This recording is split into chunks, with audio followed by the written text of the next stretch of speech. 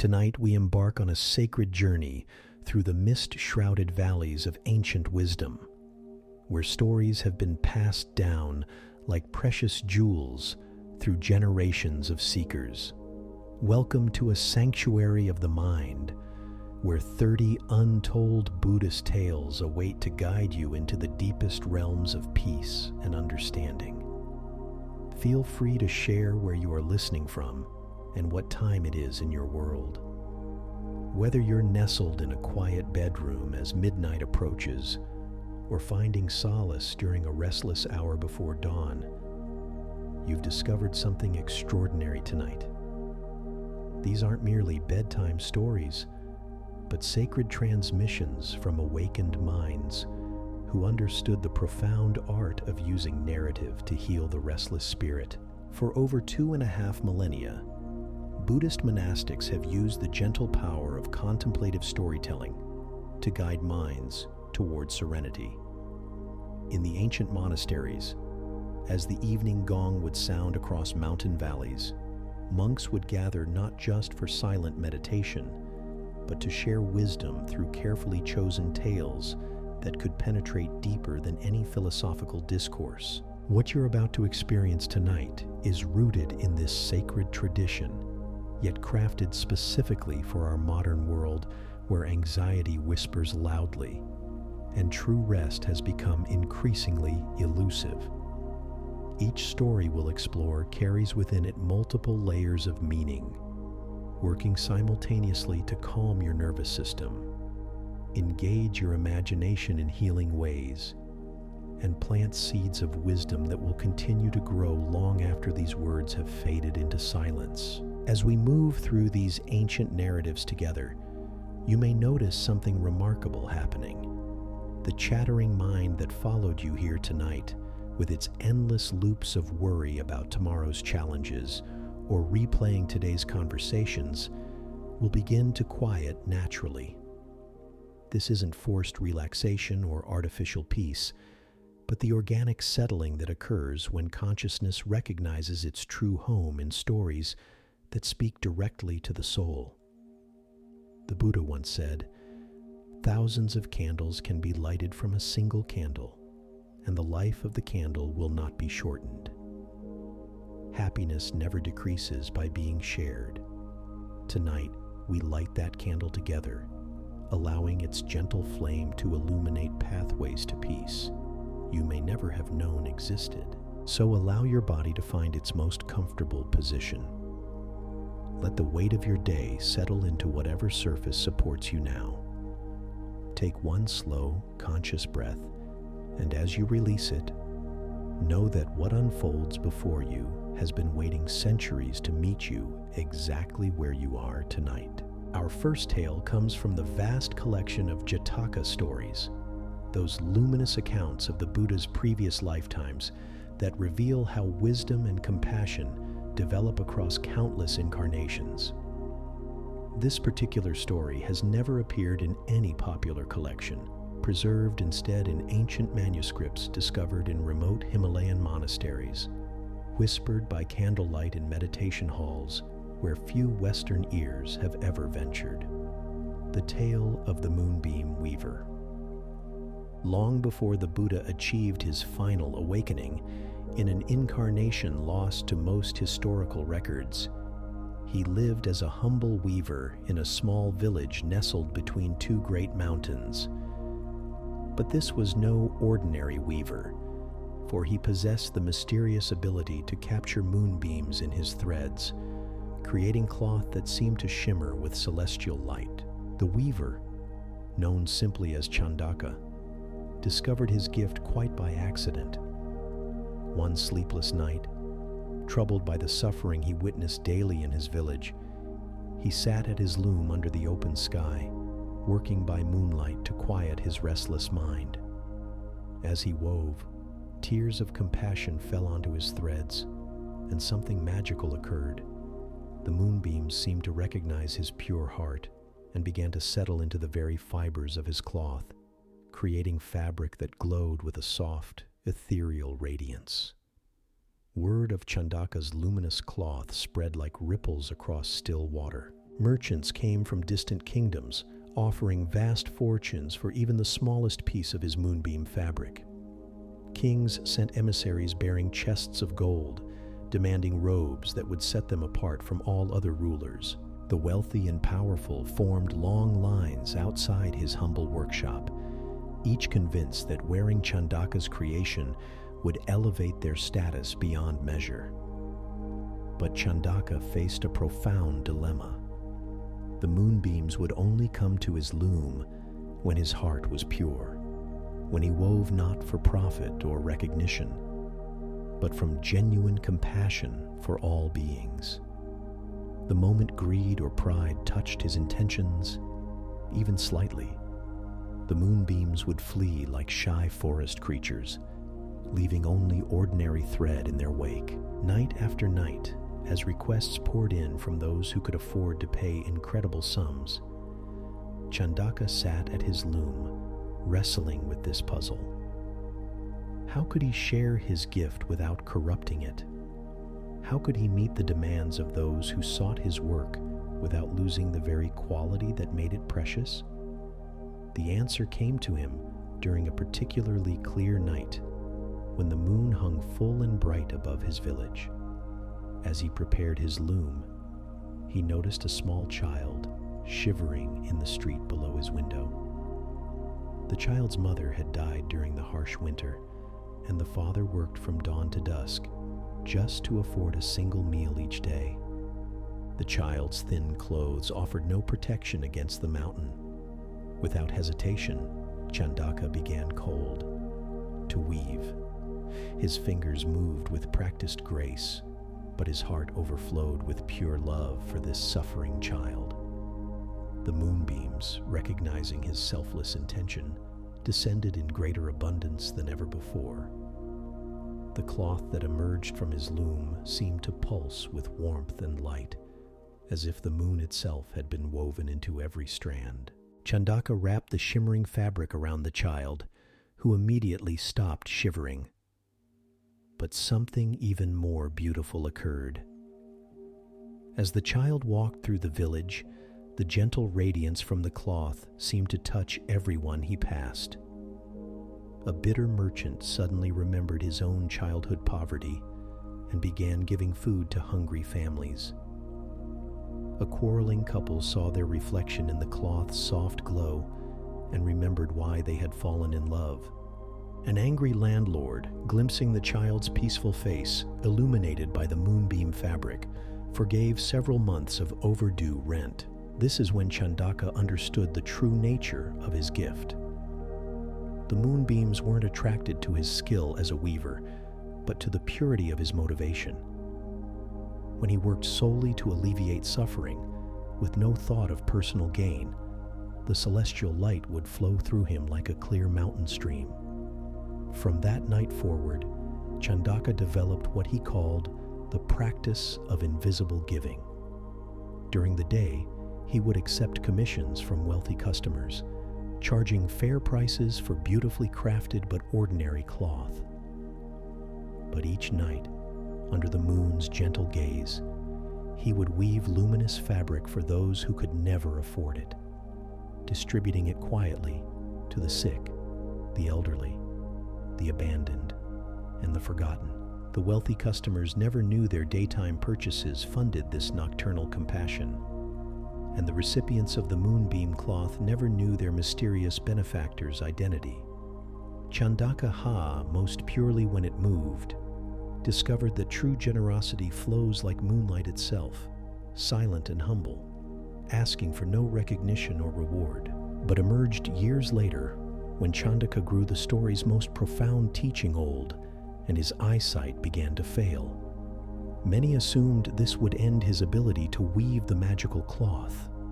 For how could blind hands capture moonbeams? Yet something extraordinary happened. As his physical sight dimmed, his inner vision grew ever clearer. The moonbeams, recognizing that his heart had become completely transparent, began flowing through his hands more abundantly than ever before. The old weaver realized that the moonbeams had never needed his eyes to find their way into his cloth. They had always followed the thread of his compassion, and now that his heart held no shadows of self-interest whatsoever, they could flow through him like light through the clearest crystal. On the night before his death, Chandaka sat at his loom one final time. His failing hands moved slowly, but each motion was filled with gratitude for every moonbeam that had ever graced his work, for every person whose suffering had been eased by the luminous cloth, for every moment he had been allowed to serve as a conduit for celestial light.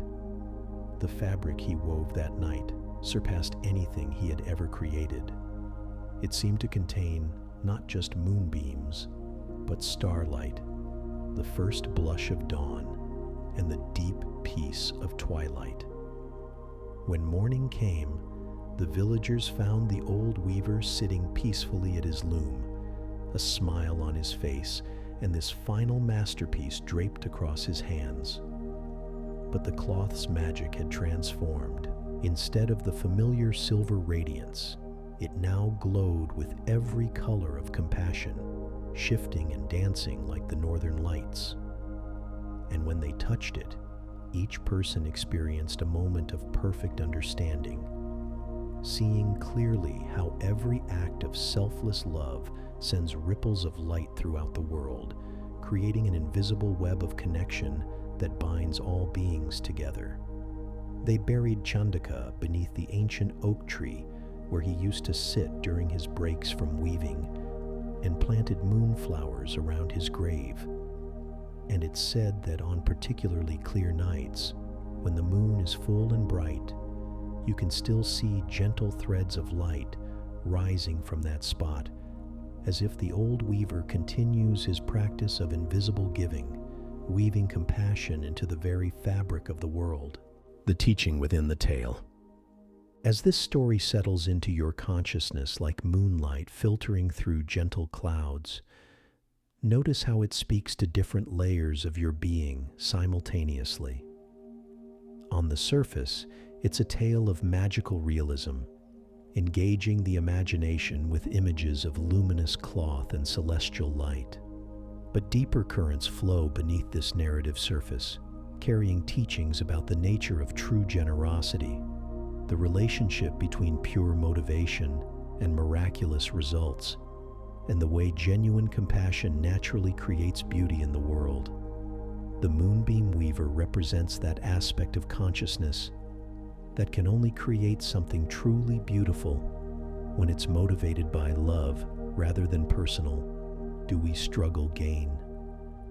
How often with this same paradox in our own lives, we want to help others, to create something meaningful, to make a positive impact.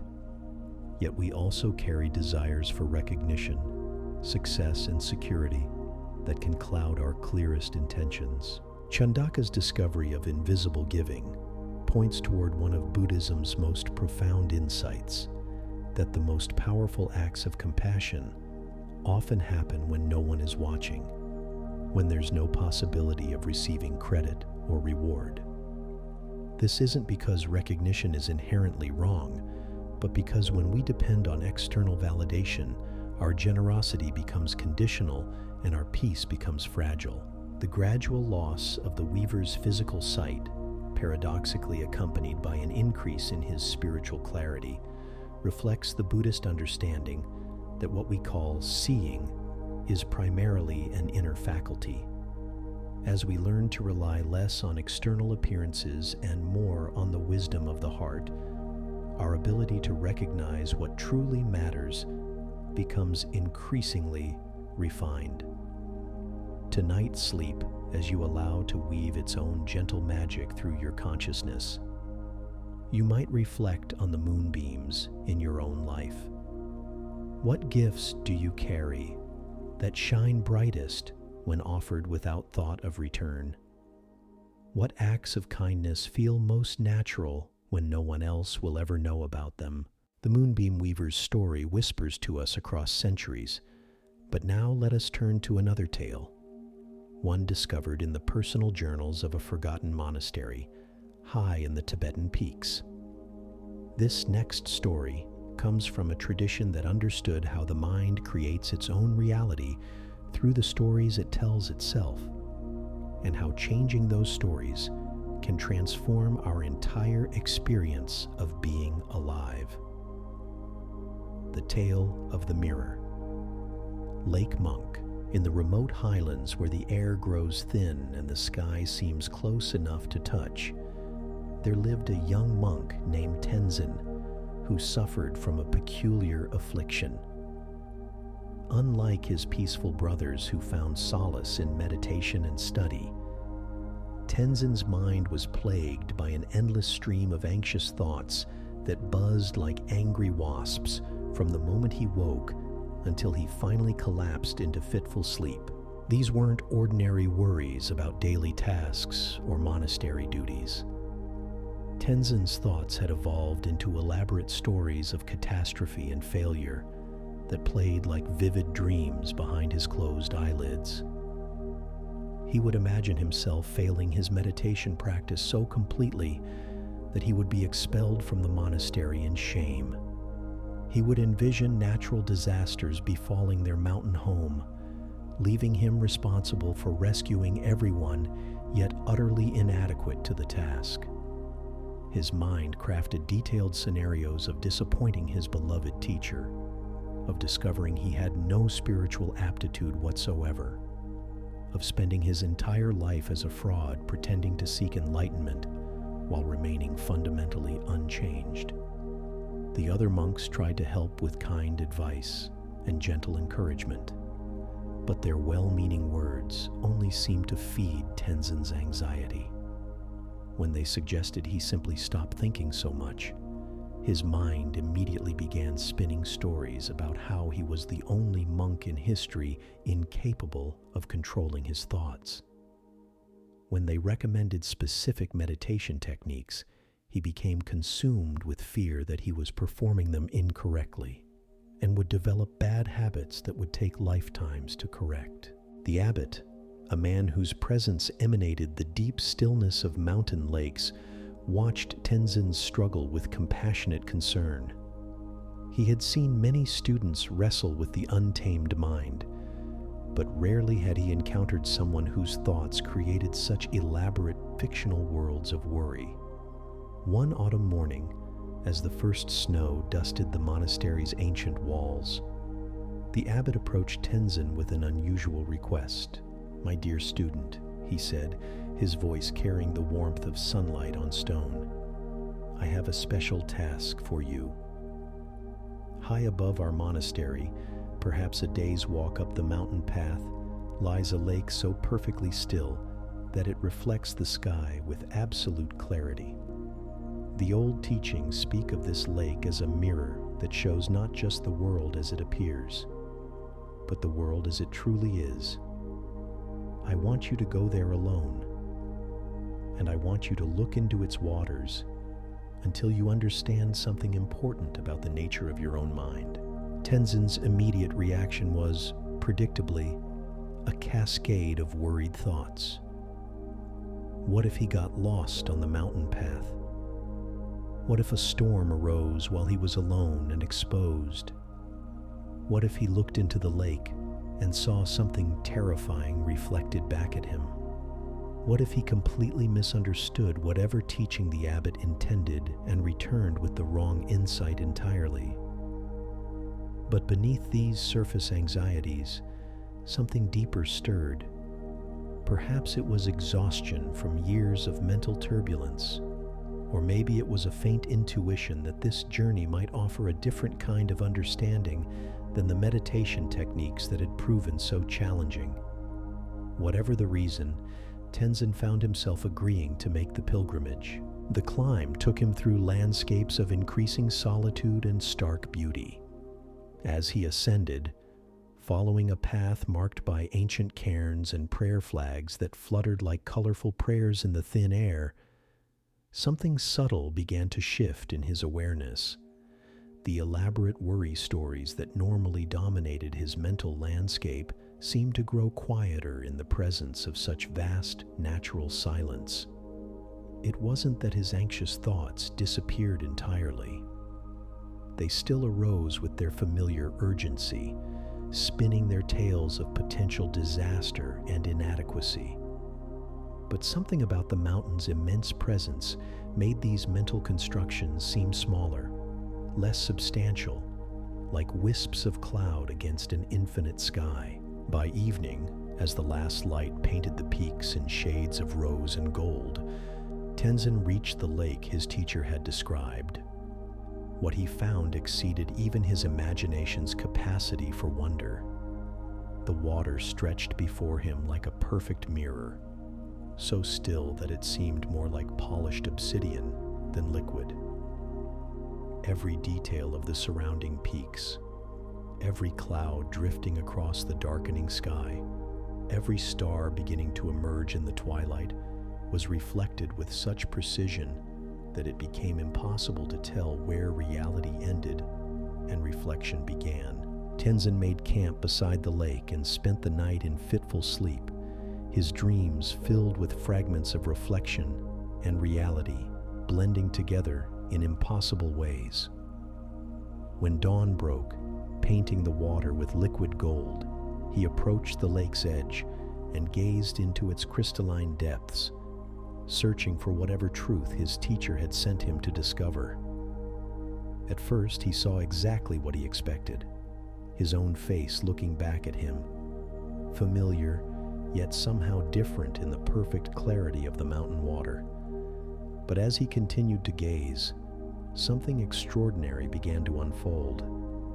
The reflected face started to change, not through any distortion of the water's surface, but through a shift in his own perception. He saw his face as it appeared when consumed by anxiety, features tight with worry, eyes darting with the restless energy of an untamed mind.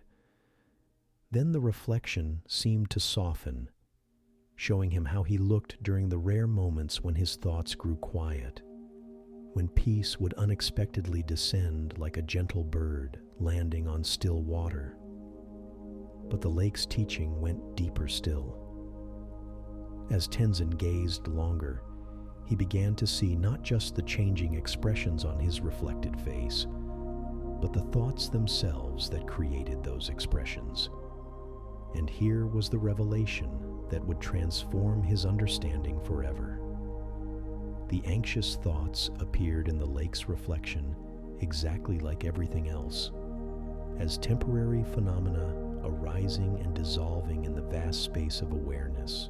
Just as clouds appeared in the reflected sky and then drifted away without disturbing the lake's essential stillness, his worried thoughts arose in the mirror of consciousness and dissolved back into emptiness without ever truly affecting the fundamental peace that was his deeper nature.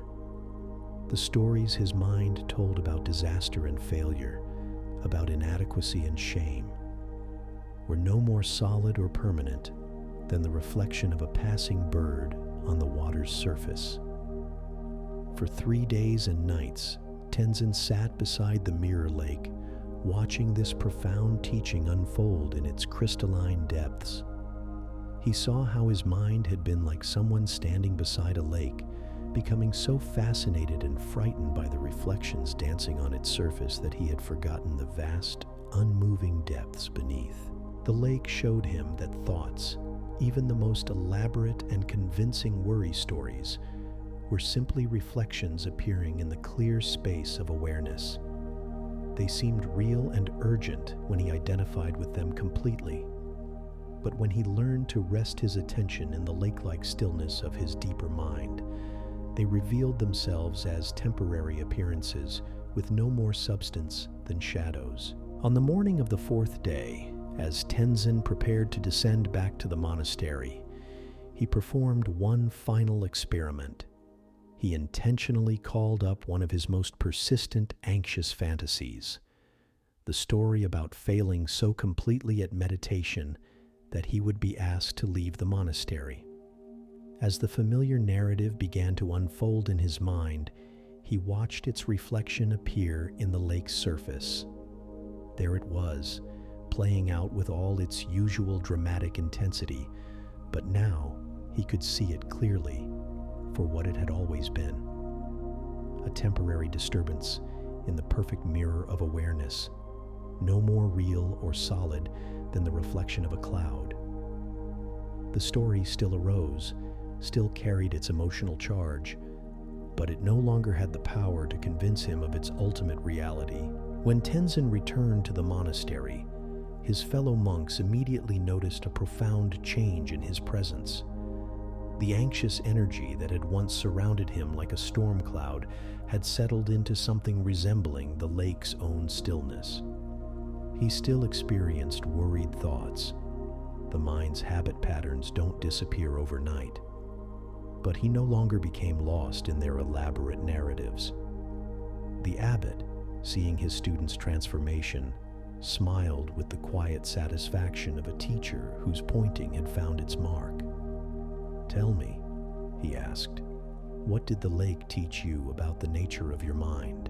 Tenzin's response came not in words, but in the quality of his presence. Calm, spacious, and naturally at ease with whatever thoughts happened to be arising and dissolving in the vast sky of his awareness. He had learned to rest in the lake-like depths of consciousness, rather than being tossed about by the waves on its surface. The merchant's impossible debt, while Tenzin was discovering the mirror-like nature of consciousness in his mountain lake, hundreds of miles away in the bustling trade routes that connected distant kingdoms, another seeker was about to encounter his own profound teaching through circumstances that seemed anything but spiritual. Arjuna was a merchant whose caravan carried precious silks and spices between the great cities of the ancient world. He had built his reputation on honesty and reliability, always delivering his goods exactly when promised and maintaining the trust that was essential for success in the complex web of long-distance commerce. But Arjuna carried a secret burden that grew heavier with each passing season.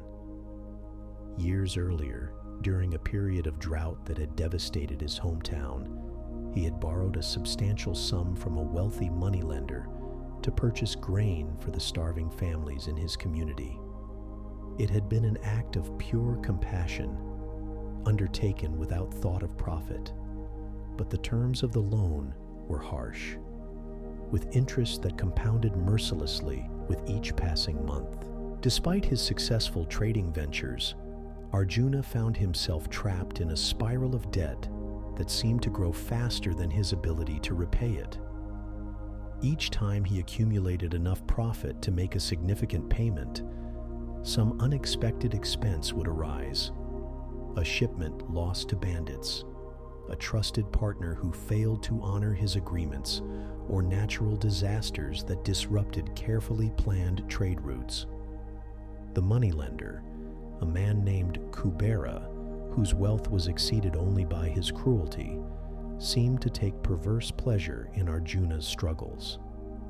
He would appear at the most inconvenient moments, demanding payment with interest calculated to the last copper coin, threatening to seize not only Arjuna's trading goods, but also his family's modest home and the small plot of land where his elderly parents grew vegetables for their daily meals. As the debt continued to mount, reaching sums that seemed impossible for any single person to repay in a lifetime, Arjuna's merchant friends began to whisper advice that grew darker with each passing season. Some suggested he simply disappear, taking his caravan to distant lands where Kubera's influence could never reach. Others recommended more drastic solutions, ways of ensuring that the moneylender would never be able to collect his debt or threaten anyone else again. But Arjuna's heart recoiled from such possibilities. The same compassion that had led him to borrow money for starving families prevented him from considering solutions that would cause harm to others, even someone as heartless as Kubera. Yet the weight of the impossible debt was crushing his spirit, making it difficult to sleep, to eat, or to find joy in the work that had once filled him with purpose and satisfaction. It was during one of his darkest periods, when Kubera's latest demands had left him feeling completely hopeless, that Arjuna encountered a traveling monk whose presence seemed to carry an unusual quality of peace. The monk had requested passage with the caravan, offering to share stories and teachings in exchange for food and protection along the dangerous mountain passes. One evening, as the caravan made camp beside a crystal-clear stream that reflected the stars like scattered diamonds, Arjuna found himself confiding his troubles to this mysterious traveler. He spoke of the crushing debt, the impossible interest, and his growing despair about ever finding freedom from Kubera's relentless demands. The monk listened with the deep attention of someone who had learned to hear not just words, but the suffering behind them. When Arjuna finished his story, expecting perhaps some practical advice about debt negotiation or legal remedies, the monk's response surprised him completely.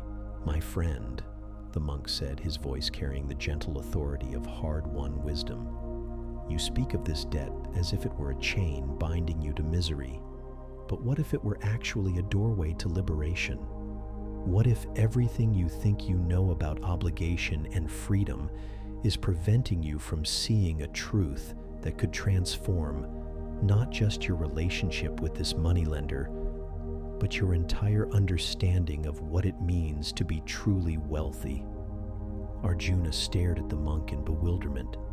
How could an impossible debt that was destroying his life possibly be a doorway to anything but ruin? The monk's words seemed to mock the very real suffering that kept him awake each night, calculating and recalculating numbers that never added up to hope. But something in the holy man's eyes suggested a depth of understanding that went beyond conventional wisdom about money and obligation. The monk gestured toward the stream beside their camp, where the water flowed steadily toward the distant sea, carrying everything that fell into its current without resistance or complaint. "Tell me," the monk continued, "when this stream encounters a boulder in its path, does it stop flowing? Does it struggle against the stone, wearing itself out in futile battles? Or does it find a way to continue its journey, sometimes going around, sometimes flowing over, sometimes even carving new channels that didn't exist before?" Arjuna watched the moonlit water as it navigated the rocks and fallen branches in its path, never fighting, never stopping, always finding a way forward. "It flows around obstacles," he admitted, "but water doesn't owe money to cruel moneylenders. Water doesn't have families depending on it or reputations to maintain." The monk smiled with infinite patience. "Ah, but water has something far more precious than reputation or security. It has complete trust in its own nature. It knows that its essence is to flow, and no obstacle can change that fundamental truth. What if your true nature, like that of the stream, is not to accumulate wealth or avoid debt, but something entirely different?" Over the following days, as the caravan wound through mountain passes where eagles soared on thermals and prayer flags fluttered like colorful blessings in the thin air, the monk began to share teachings that slowly revolutionized Arjuna's understanding of wealth, poverty, and freedom itself. "Most people," the monk explained as they walked alongside the pack animals, "believe that freedom comes from having enough of something. Enough money, enough security, enough control over circumstances. But true freedom is discovered when we realize we need nothing external to be complete. The wealthy man who lives in fear of losing his fortune is poorer than the beggar who owns nothing, but feels grateful for each breath." Arjuna found himself thinking of Kubera, whose vast wealth seemed to bring him no peace, only an insatiable hunger for more. The moneylender lived in a palace filled with treasures, yet his face was always twisted with suspicion and greed, as if he were starving in the midst of abundance. But surely, Arjuna protested, there's a difference between choosing voluntary simplicity and being crushed by debt that you cannot escape. I didn't seek this burden for spiritual reasons. It arose from trying to help others, and now it threatens to destroy everything I've worked to build. The monk nodded thoughtfully. Yes, and that distinction is precisely what makes your situation so spiritually potent. You entered this debt not from greed or personal desire, but from compassion. The universe has presented you with a perfect opportunity to discover whether your peace depends on external circumstances or rests on something much deeper. As they crested a high pass, where the wind carried the distant sound of temple bells across valleys filled with morning mist, the monk shared a story that would prove to be the key to Arjuna's transformation. The parable of the infinite treasure. Long ago, the monk began, his voice barely audible above the mountain wind. There lived a king who possessed the most unusual treasure in the world. It was a small, unremarkable clay pot that had the miraculous property of being impossible to empty. No matter how much gold, jewels, or grain the king removed from this pot, it would instantly refill itself with even greater abundance. At first, the king was overjoyed by his discovery. He used the treasure to feed his people during famines, to build magnificent temples and schools, to create the most prosperous kingdom in all the world. But gradually, he began to notice something troubling. The more he relied on the magical pot, the more anxious he became about losing it. He built stronger and stronger vaults to protect his treasure, hired more and more guards to watch over it, and spent sleepless nights worrying that enemies might discover its location. The pot that had once brought him such joy became the source of constant fear and vigilance. One day, a wise woman came to his court and asked to see this famous treasure. The king, after much hesitation, allowed her into his most secure vault, where the clay pot sat surrounded by locks, traps, and armed guards. The wise woman examined it carefully, then turned to the king with a puzzling smile. "Your Majesty," she said, "you have indeed discovered something miraculous, but not what you think. This pot is not valuable because it contains infinite treasure. It is valuable because it reveals that you yourself are the infinite treasure. The abundance flows not from the clay, but through your own generous heart. The pot is merely a mirror showing you the inexhaustible wealth that has always been your true nature." The king stared at her in confusion. "But if I am the treasure," he asked, "then why do I feel so poor when I'm not near the pot? Why does my peace depend so completely on guarding this one object?" The wise woman's answer changed everything. "Because you have forgotten that generosity is not something you do with treasure you possess, but the very expression of what you are. When you give from a sense of having abundance, you reinforce the illusion of separation between giver and gift. But when you give from recognizing yourself as abundance itself, the distinction dissolves, and you discover that it's impossible to become poor because you are the source from which all wealth flows." As the monk finished this story, Arjuna felt something shift in his understanding, like a key turning in a lock he hadn't realized existed. For years, he had been thinking of himself as someone who possessed certain resources that were being depleted by his debt. But what if his essential nature was not that of someone who owned things, but someone through whom generosity naturally flowed? "So you're suggesting," Arjuna said slowly, "that I should think of myself as that infinite pot, rather than as someone trying to fill a pot that keeps emptying?" The monk's eyes sparkled with delight.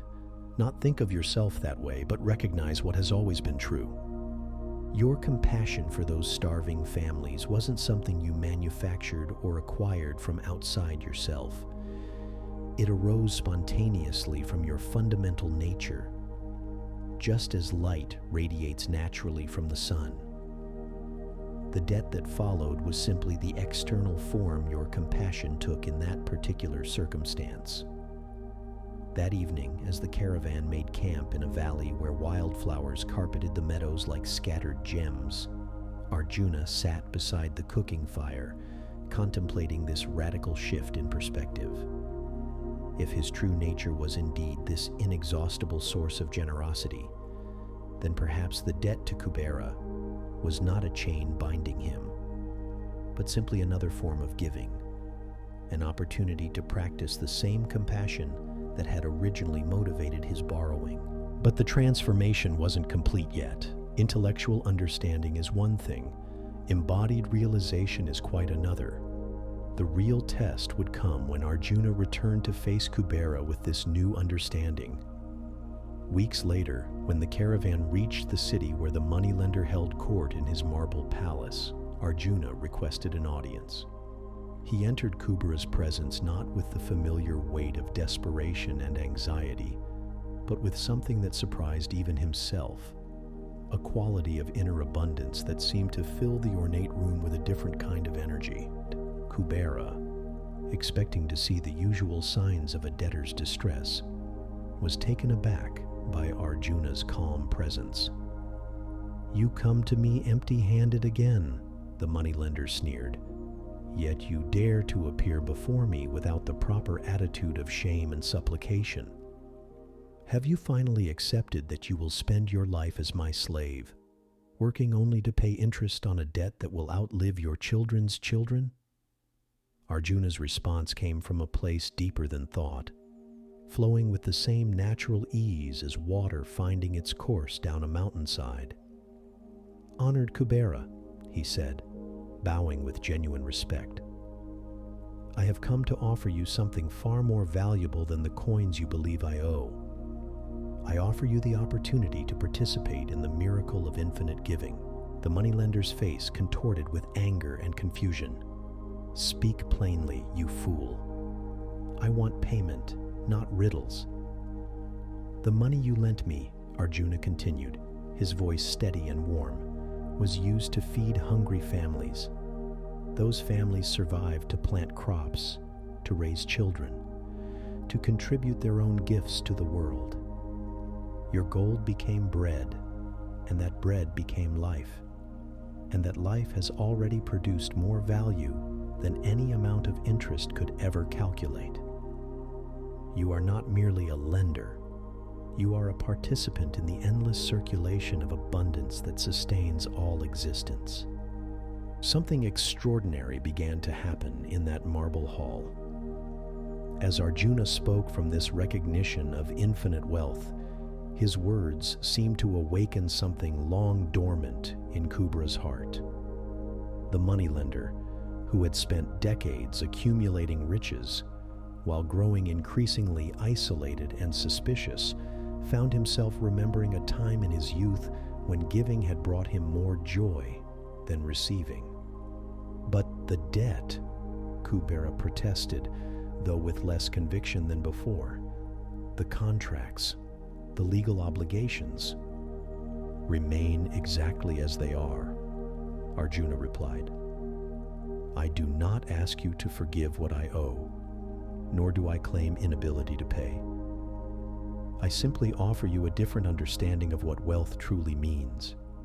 Every month I will bring you what I can, not from a sense of burden or obligation, but as my contribution to the circulation of abundance. And perhaps, if you're willing, you might discover that being a channel for generosity brings more satisfaction than being a storehouse for accumulation." The transformation that followed didn't happen overnight, but its effects rippled outward like waves from a stone dropped in still water. Kubera, touched by something he had forgotten existed within himself, began to reconsider not just his relationship with Arjuna, but his entire approach to wealth and lending. Instead of demanding payments that would crush his debtors, he started offering terms that recognized their humanity and potential for contribution. His cold marble palace gradually became a gathering place where merchants, farmers, and craftsmen would come not just to negotiate loans, but to share ideas about how money could serve the flourishing of entire communities rather than merely accumulating in the hands of a few. Arjuna, meanwhile, discovered that his business prospered in ways that defied conventional logic. When he stopped relating to money as something he desperately needed to hoard for debt payments, and instead saw it as energy that wanted to flow toward its highest purpose, opportunities arose that he never could have anticipated. His reputation for integrity and generosity attracted partners and customers who valued these qualities above mere profit margins. Most remarkably, the debt itself began to transform from a burden into a spiritual practice. Each payment became an offering, each interaction with Kubera an opportunity to embody the understanding that true wealth lies not in what we possess, but in our capacity to serve as conduits for the abundance that sustains all life. Years later, when the original debt had been paid in full, Arjuna and Kubera had both been so transformed by their relationship that neither could imagine returning to their old ways of thinking about money, obligation, or security. The debt that had once seemed impossible had indeed become a doorway, not to financial freedom in any conventional sense, but to the recognition that freedom itself is not something we achieve by arranging our external circumstances, but something we discover by remembering our true nature as expressions of inexhaustible generosity. The teaching of the flowing river. As this tale settles into your awareness like silt slowly finding rest in still water, notice how it speaks to the universal human experience of feeling trapped by circumstances that seem beyond our control. How often do we find ourselves in situations that appear to offer no good options, where every path forward seems blocked by obstacles that feel insurmountable? Arjuna's story reveals that the most profound transformations often begin not with changing our external circumstances, but with shifting our fundamental understanding of who we are in relationship to those circumstances. When he stopped seeing himself as a victim of debt and began recognizing himself as a channel for abundance, the entire situation rearranged itself around this new recognition. This doesn't mean that positive thinking magically dissolves practical problems, or that we should ignore the very real challenges we face in the physical world. Rather, it points toward the possibility that our deepest identity is not found in our temporary roles as debtors or creditors, successes or failures, but in something much more fundamental: our capacity to serve as conduits for whatever the moment requires. The monk's teaching about the stream finding its way around obstacles offers a profound metaphor for navigating life's challenges. Water doesn't overcome resistance through force, but through persistence, patience, and an unwavering commitment to its essential nature. Similarly, when we align ourselves with the flow of compassion and generosity that wants to move through us, we often find that obstacles, which seemed immovable, begin to shift in unexpected ways. As you rest in the space between waking and sleeping tonight, you might reflect on the areas of your own life that feel most constrained, most impossible to change. What would it mean to approach these situations not as problems to be solved, but as opportunities to discover the inexhaustible resources within your that exist own deepest nature? The infinite treasure that the wise woman revealed to the king is not a metaphor, but a pointing toward the most practical truth available to human consciousness. When we recognize ourselves as expressions of the same creative intelligence that moves the stars and grows the flowers, our relationship to every apparent limitation transforms from struggle to dance. But let us not linger too long in abstract philosophy. The Buddhist tradition has always been profoundly practical, concerned not with beautiful theories, but with effective methods for aligning wisdom. Our Viating Suffering and Awake Next story emerges from this practical tradition, discovered in the personal journals of a mountain hermit who spent 30 years investigating the relationship between solitude and connection, between withdrawal from the world and service to all the tail beings. Of the hermit's invisible village, high in the peaks where the air grows thin and the silence seems to stretch toward eternity, there lived a monk named Kasyapa who had chosen the path of complete solitude. For 3 decades, he had dwelt in a simple cave carved into the living rock, seeking enlightenment through the most rigorous practices of meditation and renunciation. Kasyapa had originally come to the mountains fleeing what he saw as the corruption and distraction of monastic communities. In the temples and monasteries below, he had witnessed too much concern with reputation and politics, too much emphasis on external forms rather than inner transformation. The constant presence of other people, with their needs, opinions, and emotional turbulence, had seemed like an insurmountable obstacle to the perfect peace he sought. His cave overlooked a valley so remote that no human foot had touched its meadows in living memory. Eagles nested in the crags above him. Snow leopards padded silently through the forests below. And the only sounds were those of wind and water, and the distant music of temple bells carried up from villages so far away, they seemed like echoes from another world. For the first decade of his retreat, Kasyapa had felt increasingly satisfied with his choice. His meditation deepened, his mind grew calmer, and the petty concerns that had once agitated him seemed to dissolve like morning mist before the sun. He congratulated himself on having found the perfect environment for spiritual development, free from all the complications that had hindered his progress in the company of others. But as the years passed, something unexpected began to occur. Instead of feeling more enlightened, Kasyapa began to experience a subtle but growing sense of emptiness that had nothing to do with the philosophical concept of emptiness he had studied in texts. This was a hollow feeling, as if something essential were missing from his practice, though he couldn't identify what it might be. His meditations, while peaceful, began to feel sterile, lacking the vibrancy and spontaneous joy he had occasionally experienced in his earlier years. The silence that had once felt sacred now sometimes seemed oppressive, and he caught himself listening for sounds that never came. Human voices, laughter, even the sound of someone weeping, anything that would connect him to the larger community of conscious beings. One morning, as he sat in meditation, watching the sunrise paint the peaks in shades of rose and gold, Kasyapa experienced a vision that would change everything. In his mind's eye, he saw his remote valley filled with people, not physically present, but somehow tangibly there nonetheless. Families going about their daily routines, children playing in the meadows, elders sharing stories beside fires that cast no visible light, but somehow warmed the entire landscape.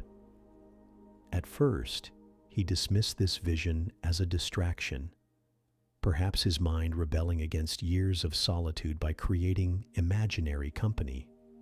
But as the days passed, the vision grew stronger and more detailed.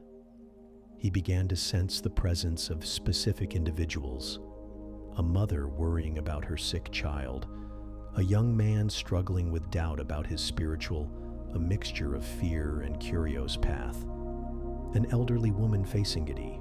These, the approach of death with, weren't random fantasies, Kasyapa realized, but somehow actual people living their lives in the world far below his mountain retreat.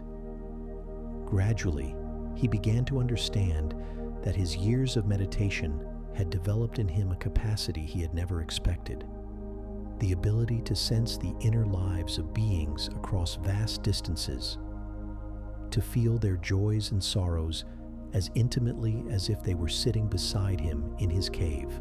But this development brought with it a profound challenge. Having spent so many years trying to escape from the emotional turbulence of human relationships, Kashyapa now found himself connected to the inner experiences of countless people he had never met and would never see. Their fears became his fears, their longings echoed in his own heart, and their suffering arose in his meditation as clearly as physical sensations in his own body. His first instinct was to resist this development, to use his meditative skills to block out these unwanted connections and return to the pristine solitude he had worked so hard to achieve. But something deeper than personal preference prevented him from closing his heart to what he was experiencing. These weren't intrusions or distractions. They were expressions of the very compassion he had been cultivating through decades of practice. Kashyapa realized that his solitary meditation had not separated him from other beings, but had actually revealed his fundamental connection to them. The boundaries he had assumed existed between his consciousness and theirs were revealed to be conceptual constructions rather than ultimate realities. In the deepest states of meditation, where the sense of a separate self dissolved most completely, what remained was not isolated awareness, but awareness that naturally included all beings within its embrace. This recognition transformed his entire understanding of what it meant to be a hermit. Instead of seeing himself as someone who had withdrawn from the world to pursue individual liberation, he began to understand his role as someone whose solitude created space for a different kind of service, the service of holding others in the vast compassion that emerges when personal concerns dissolve into universal love. His daily routine began to change organically. Each morning, as he settled into meditation, he would consciously open his heart to receive whatever suffering or joy might be arising in the invisible community of beings he could now sense so clearly. Instead of trying to achieve personal peace through withdrawal, he offered his peace as a gift to those who were struggling with anxiety, depression, or confusion. When he sensed someone in his invisible village wrestling with doubt about the meaning of existence, Kashyapa would direct his meditation toward generating the quality of unshakable faith that comes from direct recognition of life's inherent sacredness. When he felt the presence of someone consumed by anger or resentment, he would cultivate the patient love that sees through surface emotions to the wounded heart beneath. When death was approaching one of his distant companions, he would meditate on the fearless acceptance that recognizes dying as simply another form of transformation. The most remarkable aspect of this practice was that Kashyapa began to receive clear feedback about its effectiveness. In dreams and visions, he would see the people he had been holding in his meditation and witness how the peace or strength or clarity he had been cultivating would manifest in their lives as sudden insights, unexpected moments of healing, or the simple experience of feeling less alone in their struggles. A businessman tormented by guilt over past mistakes would suddenly find himself able to forgive himself and make amends to those he had harmed. A young mother overwhelmed by the responsibilities of caring for her family would wake one morning filled with inexplicable energy and joy. An elderly man facing a terminal illness would discover within himself a profound acceptance that allowed him to spend his remaining time blessing others rather than mourning his approaching departure. Kashyapa's cave, which had once felt like a refuge from the world, had become a kind of broadcasting station for healing energy that reached across vast distances to touch lives he would never directly encounter.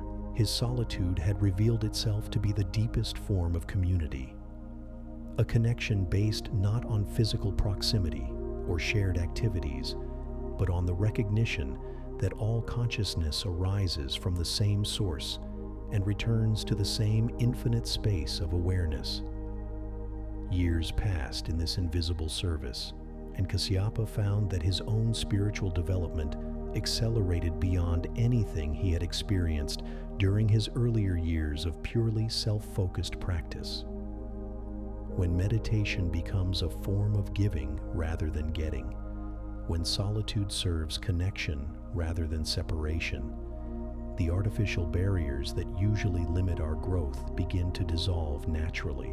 The hermit who had sought enlightenment through withdrawal from others discovered that the deepest awakening comes through such complete opening to others that the boundary between self and other reveals itself to be a temporary illusion maintained only by habits of thought that dissolve in the presence of unconditional love.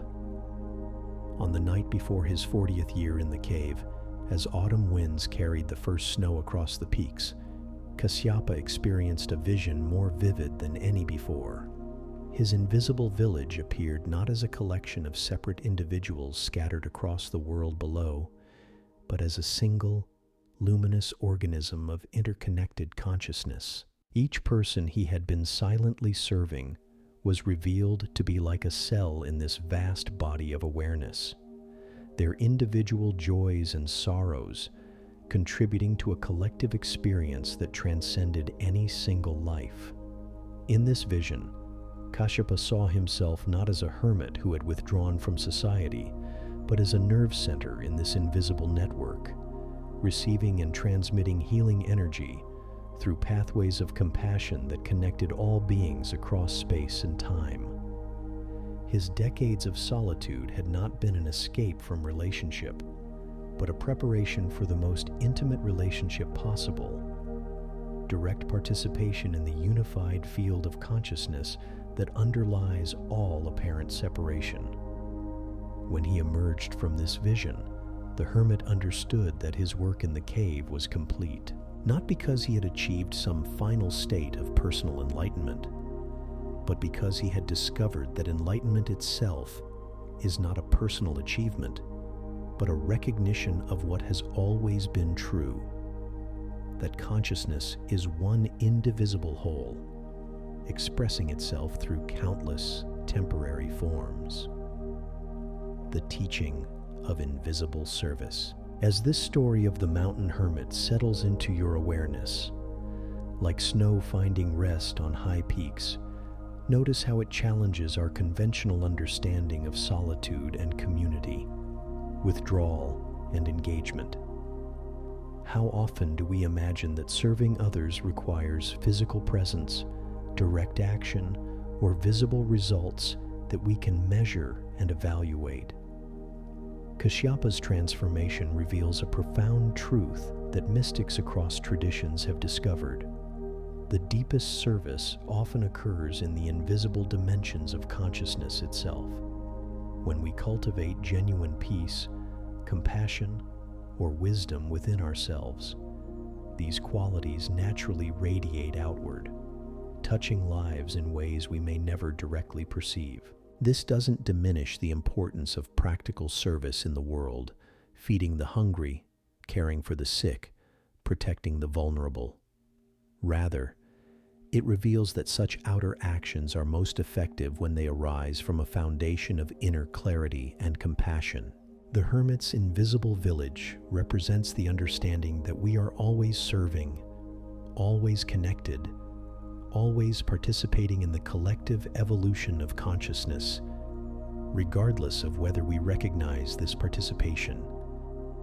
Tonight, as you rest in the space between thoughts, you might reflect on your own invisible village, the countless beings whose lives intersect with yours, through dimensions of connection that transcend physical proximity. Your peace becomes their peace. Your healing contributes to their healing. Your awakening serves their awakening, whether you ever meet them or not. Now, let us turn to a tale that emerged from a very different context. The bustling trade routes where merchants and travelers carried not only goods and gold, but stories that could transform hearts across vast distances. The tale of the singing merchant. In the great bazaars where East met West, where spices from distant islands mingled with silks from mountain kingdoms, there lived a merchant named Govinda, whose caravan carried the most unusual cargo imaginable. While other traders filled their packs with precious stones and exotic fabrics, Govinda transported something far more valuable yet apparently worthless, songs that could heal the deepest wounds of the human heart. Govinda had not always been a merchant of melodies. In his youth, he had been like any other trader, obsessed with profit margins and competitive advantages, calculating the most efficient routes between markets and the optimal times to buy and sell various commodities.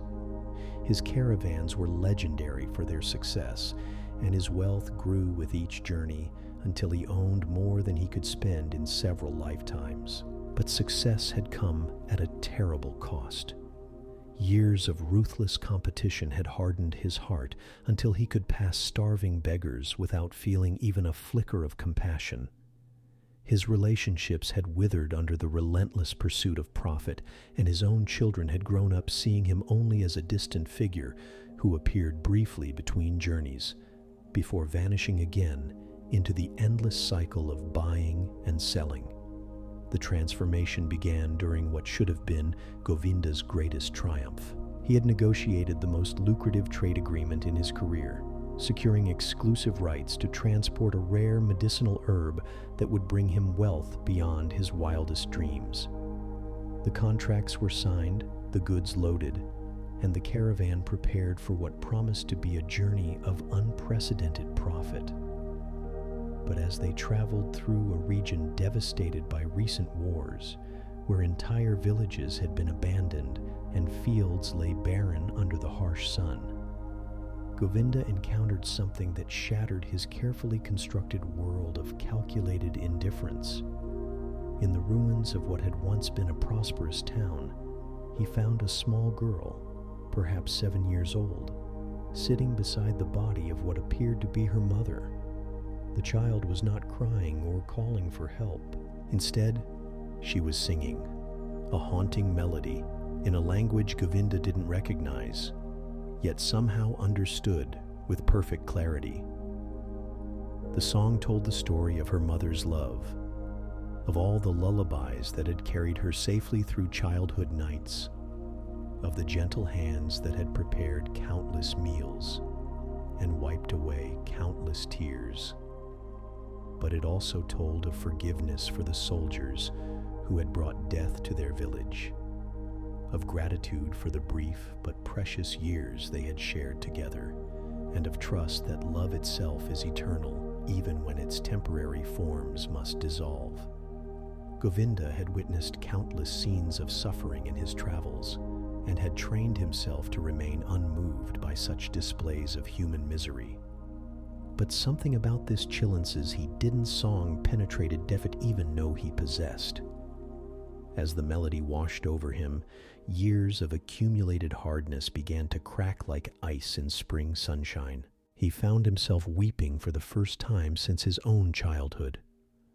Not just for this particular girl's loss, but for all the suffering he had witnessed and ignored, all the opportunities for compassion he had refused, all the ways he had diminished his own humanity in pursuit of material success. Without thinking, Govinda approached the child and knelt beside her. When she finished her song, he asked gently if she had anywhere to go, anyone who might care for her. The girl looked at him with eyes that seemed far older than her years, and said something that would change the direction of his entire life. "Uncle, I have nothing left but this song my mother taught me. But I have discovered that when I sing it, the sadness in my heart becomes something beautiful that I can share with others. Perhaps you would like to learn it." For 3 days, Govinda remained in that ruined village while the child taught him her mother's lullaby. But it was more than just learning words and melody. The girl somehow transmitted the very essence of what it meant to transform suffering into something that could heal not only the singer, but anyone who heard it with an open heart. When it came time to continue his journey, Govinda faced a choice that would have seemed impossible just days earlier. He could take the girl with his caravan and deliver her to relatives in a distant city, completing his profitable trade mission as planned. Or he could abandon his carefully negotiated contracts and dedicate himself to learning more of these healing songs, becoming a different kind of merchant entirely.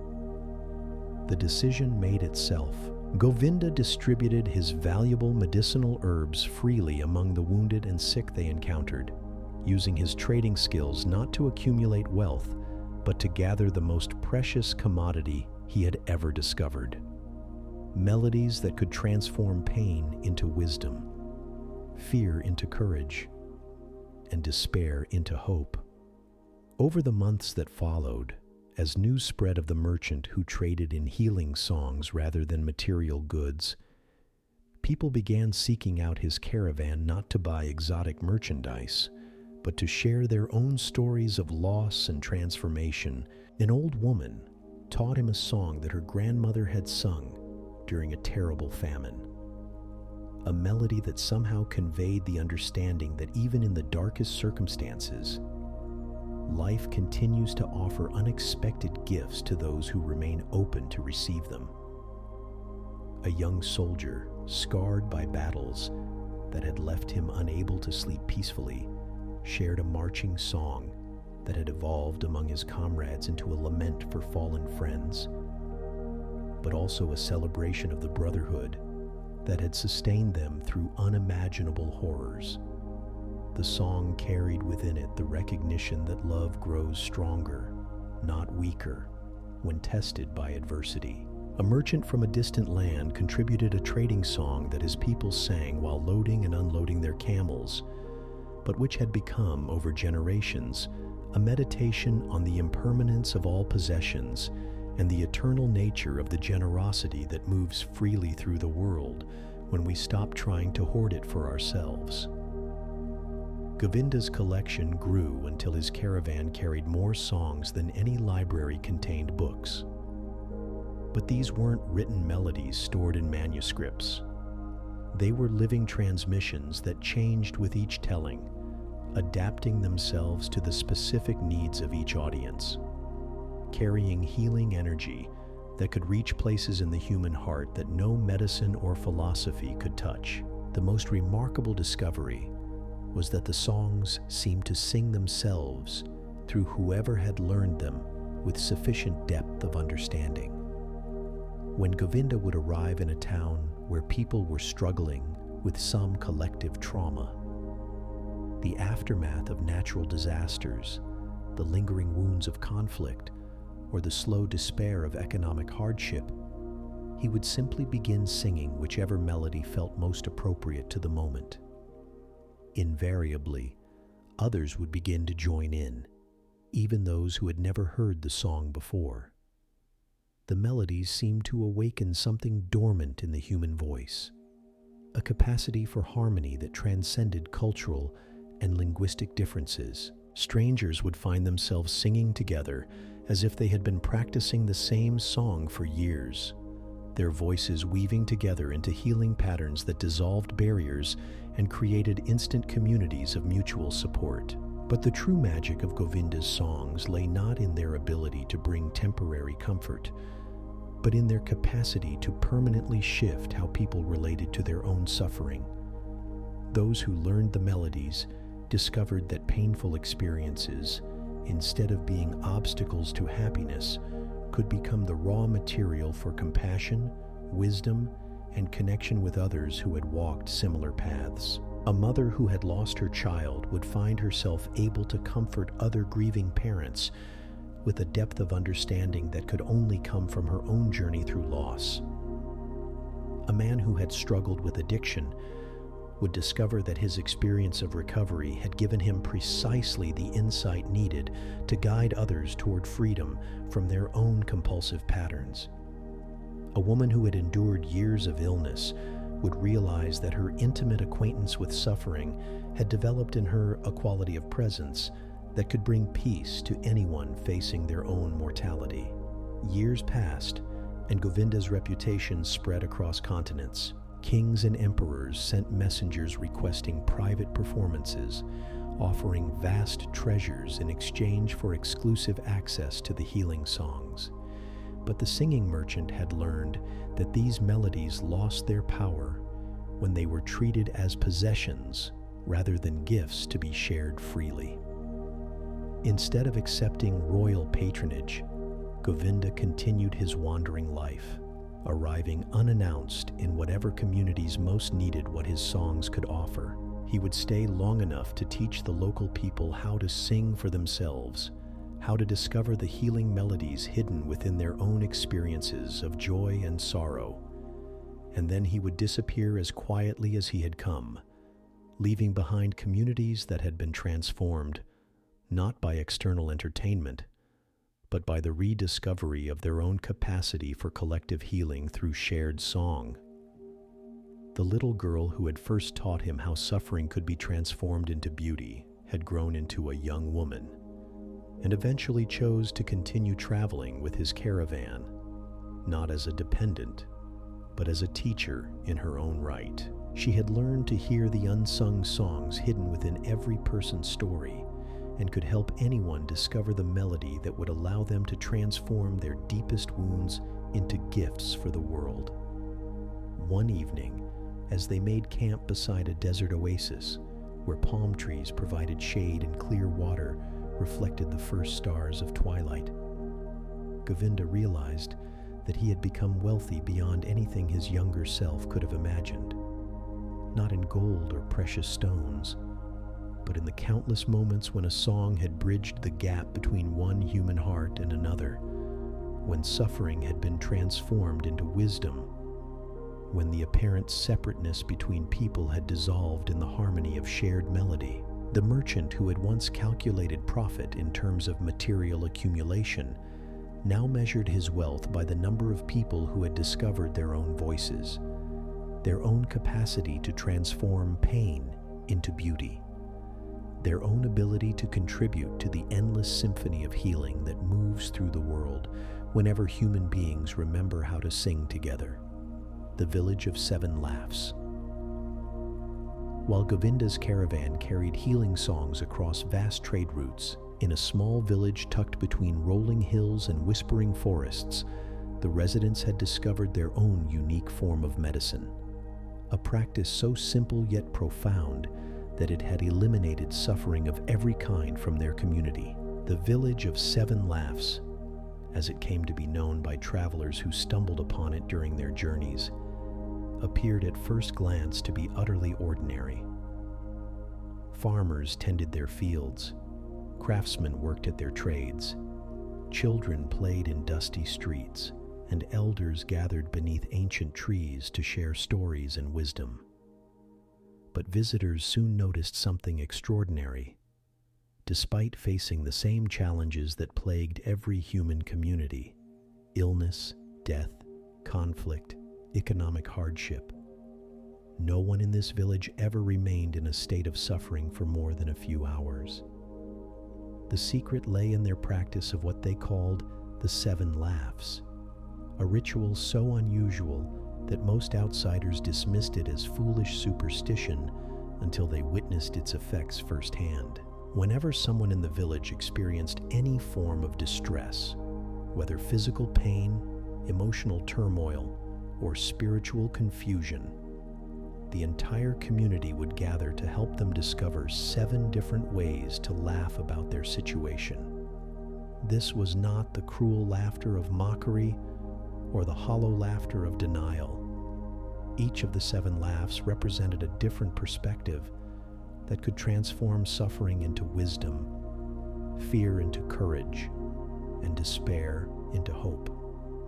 The villagers had developed this practice over generations, refining their understanding of how laughter could serve as a gateway to liberation from the mental prisons that typically trap human beings in cycles of misery. The first laugh was called the laugh of cosmic perspective. When someone was overwhelmed by what seemed like insurmountable problems, the villagers would help them see their situation from the viewpoint of the stars, the mountains, or the eternal flow of seasons. A farmer whose crops had failed would be guided to laugh at the absurdity of believing that one bad harvest could threaten the fundamental abundance of a universe that had been producing life for billions of years. A woman whose husband had left her would discover the humor in thinking that her happiness depended on the decisions of one particular human being when she was surrounded by infinite opportunities for love and connection. The second laugh was the laugh of impermanence. This laughter arose from recognizing the temporary nature of all circumstances, both pleasant and unpleasant. A man tormented by chronic pain would learn to laugh at his assumption that the pain would last forever, seeing the comedy in his mind's tendency to project current conditions into an imaginary future that would never actually arrive. A mother grieving for her deceased child would find herself laughing at the impossibility of permanent loss in a universe where energy can neither be created nor destroyed, only transformed into new expressions of the same eternal life force. The third laugh was the laugh of hidden gifts. The villagers had developed an almost supernatural ability to find the unexpected benefits concealed within apparently negative experiences. A merchant who had lost his entire fortune to thieves would be helped to laugh at his discovery that bankruptcy had freed him from years of anxiety about protecting his wealth, allowing him to experience a peace he had never known when he was rich. A young man whose fiancée had broken their engagement would laugh at realizing that his heartbreak had opened his heart to a depth of compassion that made him capable of loving more people more deeply than he ever could have if he had remained in the safety of one exclusive relationship. The fourth laugh was the laugh of mistaken identity. This was perhaps the most profound of all the laughs, arising from the recognition that most suffering comes from confusing temporary roles and circumstances with our essential identity. A woman who believed she was defined by her failure as a mother would laugh at the absurdity of thinking that a being capable of infinite awareness and love could be limited by any particular performance in any particular role. A man who had lost his job and believed he was worthless would discover the humor in imagining that someone's economic function could determine their fundamental value as an expression of consciousness itself. The fifth laugh was the laugh of universal comedy. The villagers had learned to see the inherent humor in the human condition itself, the way consciousness, which is naturally free and unlimited, manages to convince itself that it is trapped by circumstances that exist only in thought. They would laugh at the cosmic joke of beings who are made of the same awareness that moves the stars, spending their time worrying about paying rent or impressing their neighbors. The sixth laugh was the laugh of interconnection. This laughter arose from seeing how every apparent problem was actually an invitation to discover deeper levels of connection with others. A family torn apart by conflict would learn to laugh at how their argument had revealed the depth of their love for each other, since only people who care deeply can generate such passionate disagreement. A community facing natural disaster would find humor in how crisis had awakened levels of mutual support and cooperation that had been dormant during easier times. The seventh and final laugh was the laugh of causeless joy. This was not laughter at anything in particular, but the recognition that joy is our natural state, always available regardless of external circumstances. It was the laughter that bubbles up spontaneously when we stop trying so hard to be happy and simply notice the happiness that has been present all along, like sunlight that becomes visible when clouds disperse. The practice of the 7 laughs was not a technique that could be learned quickly or mechanically. It required genuine wisdom to guide someone through all 7 perspectives without minimizing their pain or rushing them past important emotional processing. The village elders who had mastered this art could spend hours with a single person, patiently waiting for each laugh to arise naturally as understanding dawned. What made the practice so effective was that laughter, unlike positive thinking or philosophical analysis, bypasses the mind's tendency to argue with new perspectives. When someone genuinely laughs at their situation from one of the 7 viewpoints, their entire nervous system shifts instantaneously. The tight grip of suffering loosens, creative possibilities become visible, and what had seemed like solid problems reveal themselves to be temporary patterns of thought and emotion. Visitors to the village of 7 laughs often arrived carrying burdens they had borne for years or even decades. They would witness villagers applying the 7 perspectives to situations that seemed utterly hopeless and watch as laughter transformed despair into curiosity, resentment into compassion, and fear into excitement about unknown possibilities. A traveling scholar who had spent 20 years tormented by his inability to solve a particular philosophical problem found himself laughing at the cosmic joke of consciousness, trying to understand itself through concepts, like an eye attempting to see its own seeing. A woman who had been bitter for a decade about her sister's betrayal discovered the humor in expecting other people to behave according to her personal preferences, as if the universe existed primarily to meet her emotional needs. But the most profound transformation occurred in visitors who stayed long enough to learn the 7 laughs themselves. They would return to their home communities carrying not just personal healing, but the ability to help others discover the liberating power of perspective and humor. Gradually, the practice began to spread from village to village, creating networks of communities where suffering was treated not as an enemy to be fought, but as a teacher to be welcomed with laughter. The village of 7 laughs had discovered what the Buddha meant when he spoke of liberation from suffering. It wasn't the elimination of challenging circumstances, but the development of such flexibility of perspective that no circumstance could trap consciousness in the narrow prison of a single viewpoint. When we can see any situation from 7 different angles, each offering its own form of wisdom and humor, we become unshakably free, regardless of what life presents.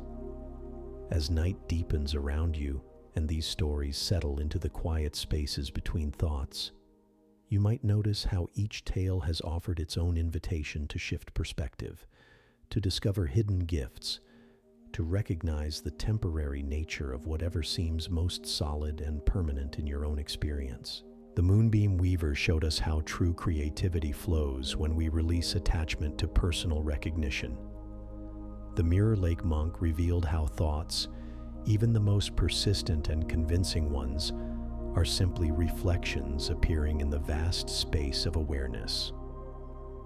Arjuna's impossible debt transformed from burden to blessing when he recognized himself as an expression of infinite abundance rather than a victim of circumstance. The mountain hermit discovered that the deepest solitude leads not to separation, but to the most intimate possible connection with all beings. Govinda learned that the greatest wealth lies not in accumulating possessions, but in developing our capacity to transform suffering into gifts that heal the world. And the Village of Seven Laughs demonstrated that liberation from suffering comes not through changing our circumstances, but through expanding our to see those circumstances from multiple perspectives, each offering its own form of wisdom and humor. These stories work their quiet magic not through the logical mind that analyzes and evaluates, but through the deeper intelligence of the heart that recognizes truth when it encounters it. Like seeds planted in fertile soil, they will continue growing long after tonight's listening, sprouting insights and understanding in moments when you most need their guidance. The Tale of the Merchant's Empty Scales. As the gentle echo of Seven Laughs fades into the peaceful darkness around you, let us journey to another corner of the ancient world where a different kind of awakening was taking place. In the great marketplace of Pataliputra, where merchants from distant lands gathered to exchange goods beneath colorful awnings, there lived a spice trader named Dhanapal, whose honesty had made him both wealthy and deeply troubled. Dhanapal possessed the most accurate scales in the entire bazaar. While other merchants secretly adjusted their weights to increase profits, he insisted on perfect precision in every transaction. His reputation for fairness drew customers from across the known world, and his wealth grew steadily with each passing season. Yet something gnawed at him like a persistent hunger that no amount of food could satisfy. The source of his distress was a mystery that had plagued him for years. Despite his meticulous honesty, despite charging fair prices and treating every customer with respect, Dhanapal noticed that his most expensive spices consistently disappeared from his storeroom. Night after night, he would carefully count his inventory of rare saffron, precious cardamom, and exotic cinnamon bark. Morning after morning, he would discover that portions had vanished without explanation. He hired guards, installed complex locks, and even slept in his shop to catch the mysterious thief. But the losses continued, always targeting his most valuable merchandise. Dhanapal's anxiety grew with each unexplained disappearance, and he began to suspect everyone around him of betrayal. His eldest son, who helped manage the business, fell under suspicion. His trusted assistant, who had worked faithfully for 15 years, became an object of doubt. Even his wife, who rarely entered the shop, found herself subjected to his increasingly paranoid scrutiny.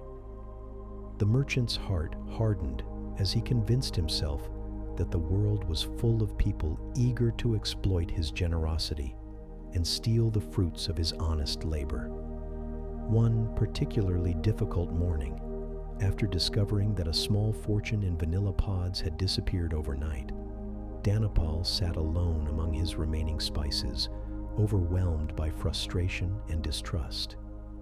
As he brooded over his losses, a voice spoke from the shadows near his storeroom. "Honored merchant," the voice said gently, "you seem troubled by something heavier than missing merchandise." Dhanapal looked up to see an elderly woman he had never encountered before. Her clothes were simple but clean, and her eyes held a quality of attention that seemed to look past surface appearances to something deeper. Despite his suspicious mood, something about her presence invited confidence rather than caution. "I am troubled by thieves," Dhanapal replied bitterly. "For years, someone has been stealing my most precious spices. I work honestly, treat people fairly, yet someone repays my integrity with betrayal. I'm beginning to think that honesty in business is nothing but foolishness." The old woman nodded with understanding. "And have you discovered who is taking your spices?" "That's the maddening part," Dhanapal said, his voice rising with frustration. "I've tried everything. Guards, locks, staying awake all night. The thief seems to be invisible. taking only the most valuable items and leaving no trace. The woman smiled with gentle amusement. Perhaps the thief is indeed invisible. May I share something with you that might illuminate this mystery? Dhanapal gestured for her to continue, though skepticism clouded his features. Many years ago, the woman began, I too was a merchant, and I faced the same puzzle that torments you. My finest silk scarves would vanish, my most beautiful jewelry would disappear, and I nearly drove myself mad trying to identify the culprit. The solution came when I learned to see with different eyes. She gestured toward Dhanapal's carefully arranged displays of spices. Tell me, when a customer purchases your saffron, where does it go? To their homes, of course, where they use it for cooking and celebration. And when it's used, what happens to it? Dhanapal frowned at what seemed like an obvious question. It's consumed naturally. It becomes part of meals, brings pleasure to families, creates memories around shared tables. So the saffron disappears? Well, yes, but that's different. They've paid for it. It's no longer mine. The old woman's eyes twinkled with knowing mischief.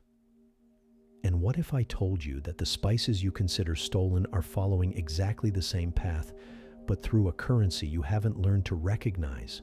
Before Dhanapal could respond, the woman gestured toward a small door he hadn't noticed before, partially hidden behind stacks of grain sacks. Come, she said. Let me show you your invisible thief. Curiosity overcoming caution, Dhanapal followed her through the door and found himself in a narrow alley behind his shop. There, to his amazement, he discovered a sight that explained everything and changed his understanding of theft forever. A thin woman sat on the ground, carefully grinding a small amount of precious cinnamon bark with a stone mortar. Beside her lay a fevered child, perhaps 5 years old, whose labored breathing indicated serious illness. The woman was preparing a medicinal tea from the stolen spice, her hands trembling with desperation and exhaustion. She comes every few nights, the old woman explained softly. When her child's condition worsens, she takes only what she needs, never more, and only the spices that can help reduce fever and ease breathing. She's been your thief for 3 years. Dhanapal stared in shock, his anger transforming into something more complex. But why didn't she simply ask? I would have given her medicine for a sick child. The woman looked up at them, her face flushed with shame at being discovered. Honored sir, she whispered, I am the widow of a man who owed you money. When he died, I couldn't repay the debt. I was too ashamed to face you, too proud to beg. But when my child grows ill, pride means nothing compared to his life. In that moment, Dhanapal understood the true nature of his mysterious losses. The spices weren't being stolen for profit or greed. They were being transformed into something infinitely more valuable than their market price. They were becoming life itself, hope itself, a mother's desperate love made manifest through healing herbs. The old woman who had guided him to this revelation placed a gentle hand on his shoulder. You see, my friend, your spices were never truly stolen. They were being exchanged for something precious beyond measurement, the continuation of this child's life, the preservation of a mother's sanity, the maintenance of hope in the face of poverty and desperation. Dhanapal knelt beside the fevered child, his merchant's instincts automatically assessing the boy's condition. How long has he been ill? Nearly a month, the mother replied, her voice barely audible. The fever comes and goes. Your cinnamon is the only medicine that seems to help. Without hesitation, Dhanapal returned to his shop and gathered an armload of healing spices.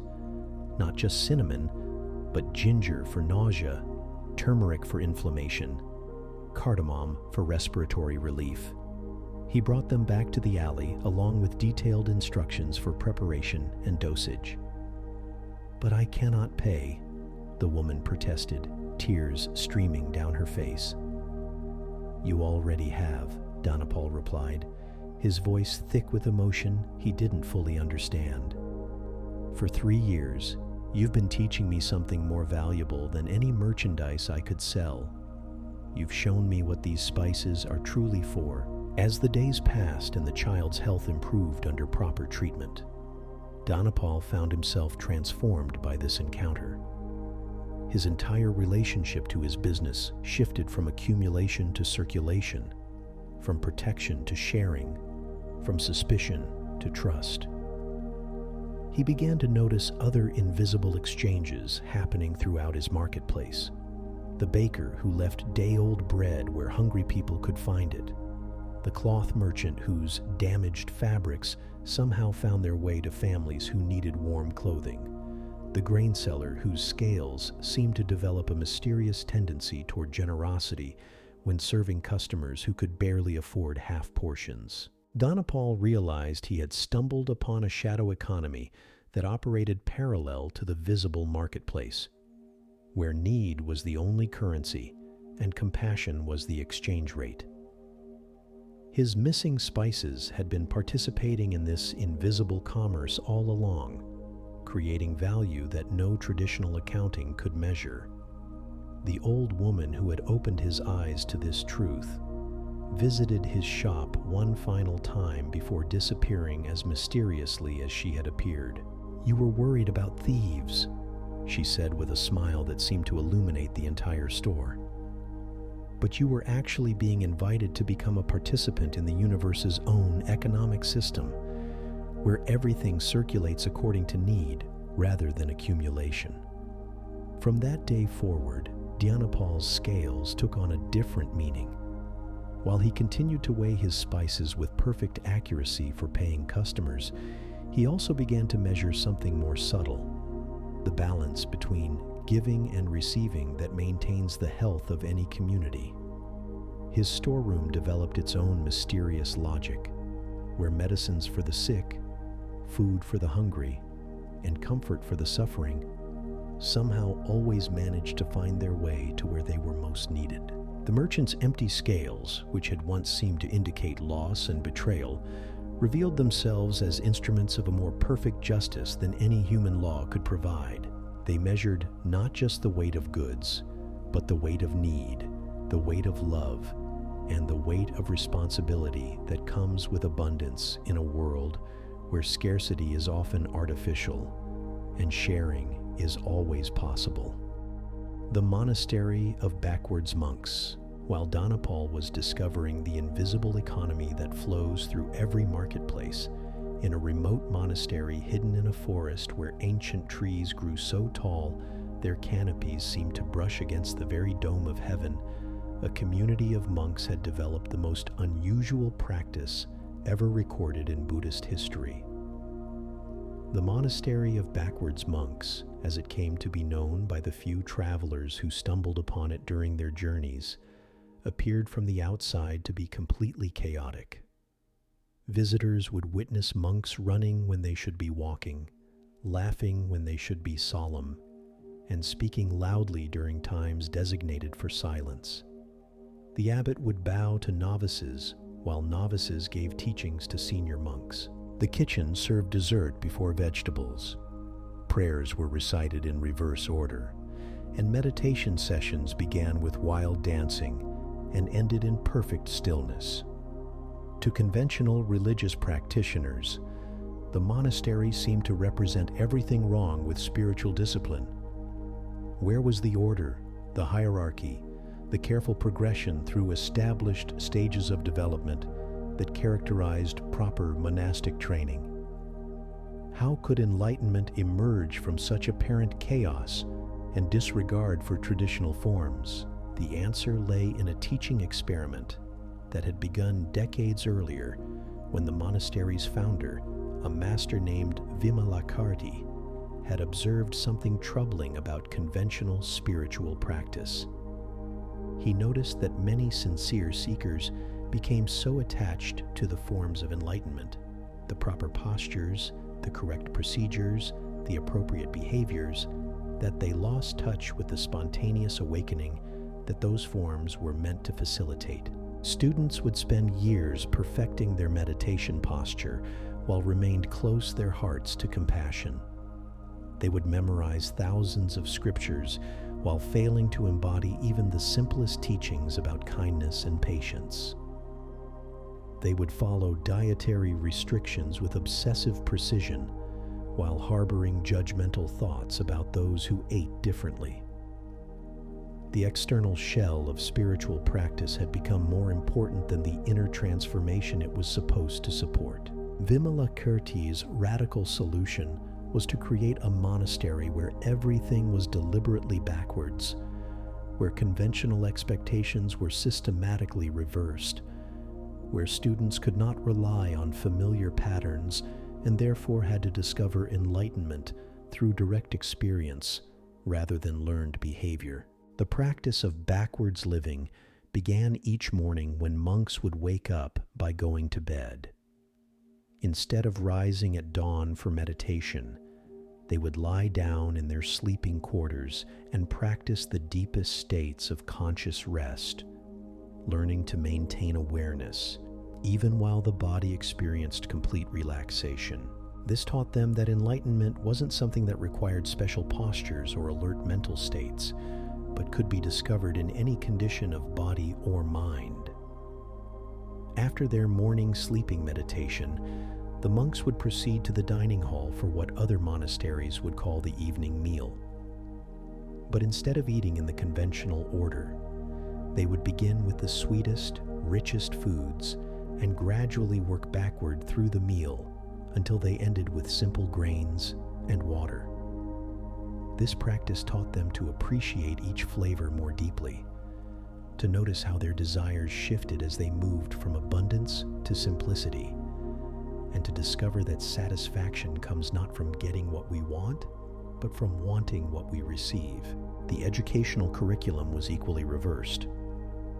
New arrivals, instead of studying basic texts and gradually advancing to more complex teachings, began with the most profound philosophical treatises on emptiness and non-duality. Meanwhile, senior monks would spend their time contemplating simple children's stories about kindness and sharing.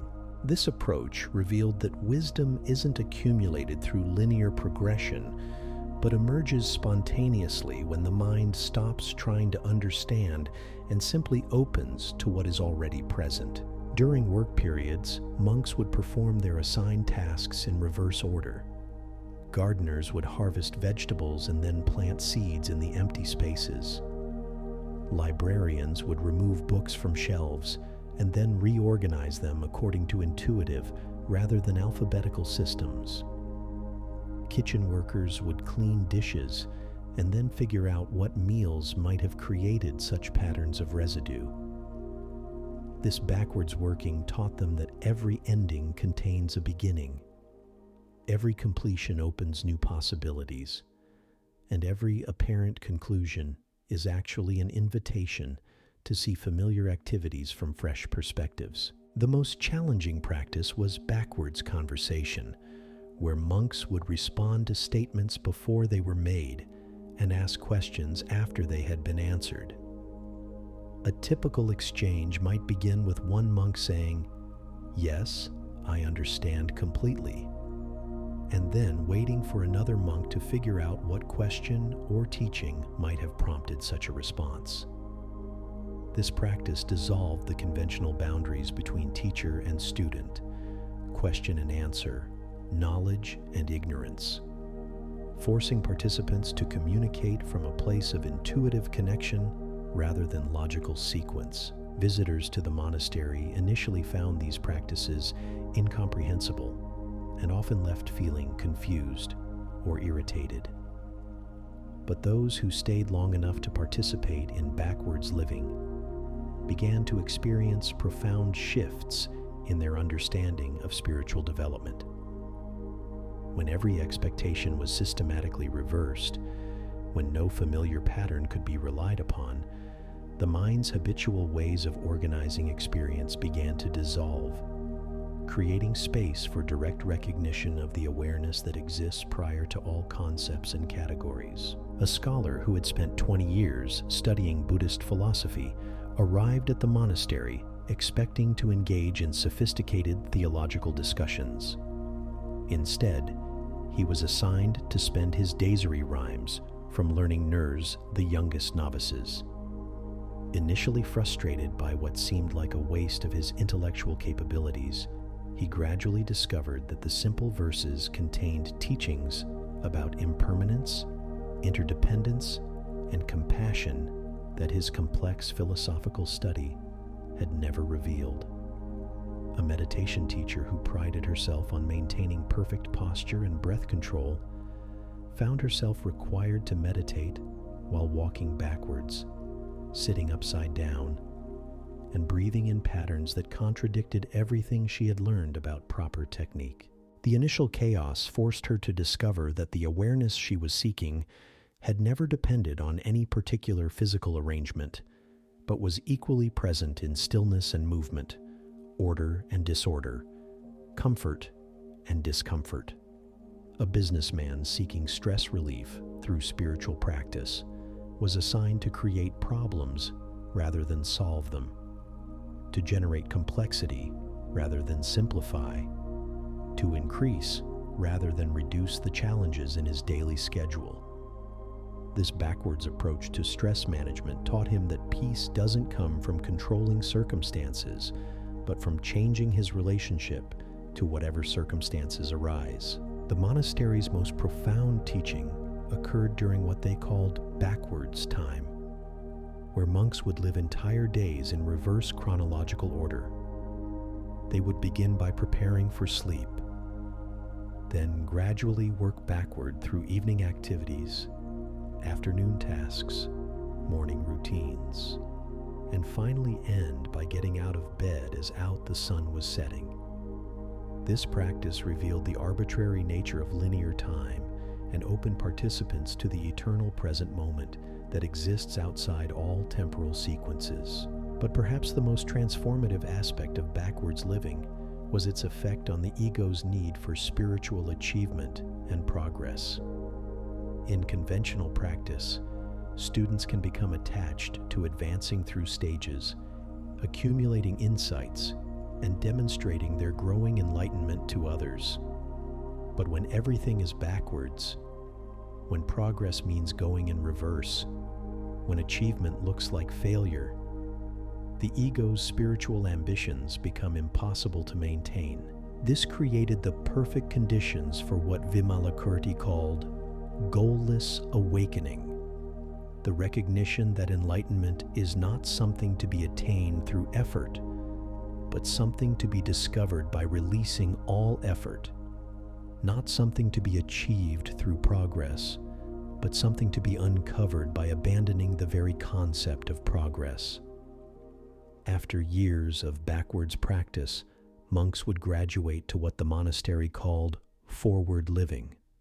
But by then, their understanding of forward and backward had become so fluid that they could engage with conventional activities while maintaining the spacious awareness that comes from knowing that all directions are equally valid expressions of the same underlying reality.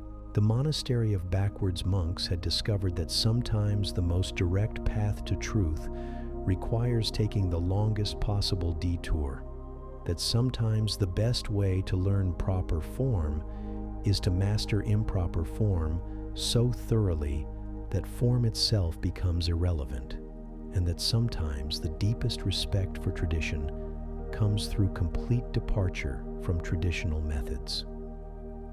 The tale of the sleepless insomniac's dream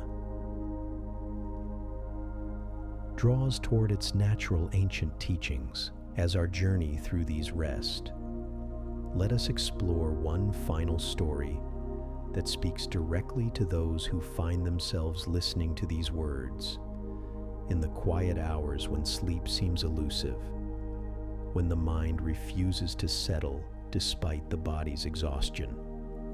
In a city where the sounds of commerce never ceased, where oil lamps burned through the night and merchants conducted business at all hours, there lived a man named Nidra, whose very name, ironically, meant sleep in the ancient tongue.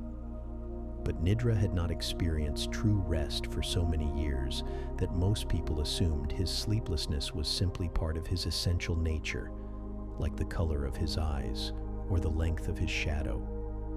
The insomnia had begun during a period of intense worry about his family's financial security. Night after night, Nidra would lie in his bed calculating debts, planning business strategies, and imagining scenarios of success or failure with such vivid intensity that his mind became more active in darkness than it ever was during daylight hours. Even after his business concerns were resolved and prosperity had arrived, the pattern of sleeplessness had become so deeply ingrained that his nervous system seemed to have forgotten how to transition from waking consciousness to the restorative depths of natural rest. Nidra had consulted every physician, herbalist, and healer in the city. He had tried warm baths, cooling drinks, vigorous exercise before bed, and complete inactivity. He had rearranged his sleeping chamber, changed his diet, and even moved to quieter neighborhoods where the absence of familiar sounds only made his wakefulness more pronounced. Nothing brought the blessed unconsciousness that his exhausted body desperately craved. The sleeplessness affected every aspect of his life. During the day, he moved through his responsibilities in a fog of fatigue that made simple tasks feel overwhelming. His relationships suffered as irritability replaced his naturally gentle disposition. His work became sloppy and inefficient, creating new sources of stress that further disrupted any possibility of nighttime peace. Most troubling of all, Nidra had begun to fear sleep itself. The longer he went without rest, the more precious and elusive it became, until the very desire for sleep created a state of anxious anticipation that guaranteed its continued absence.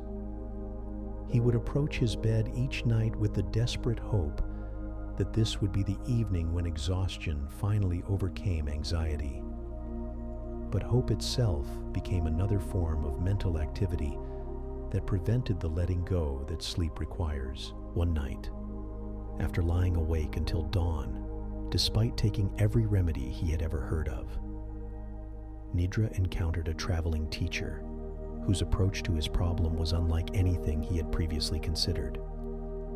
The teacher, an elderly woman whose presence emanated a quality of rest so profound that people felt peaceful just being near her, listened to Nidra's litany of failed treatments with compassionate attention. "My friend," she said when he finished describing his various attempts to force sleep through external methods, "you have been approaching rest as if it were something you could achieve through effort. But sleep is not an accomplishment. It is a surrender.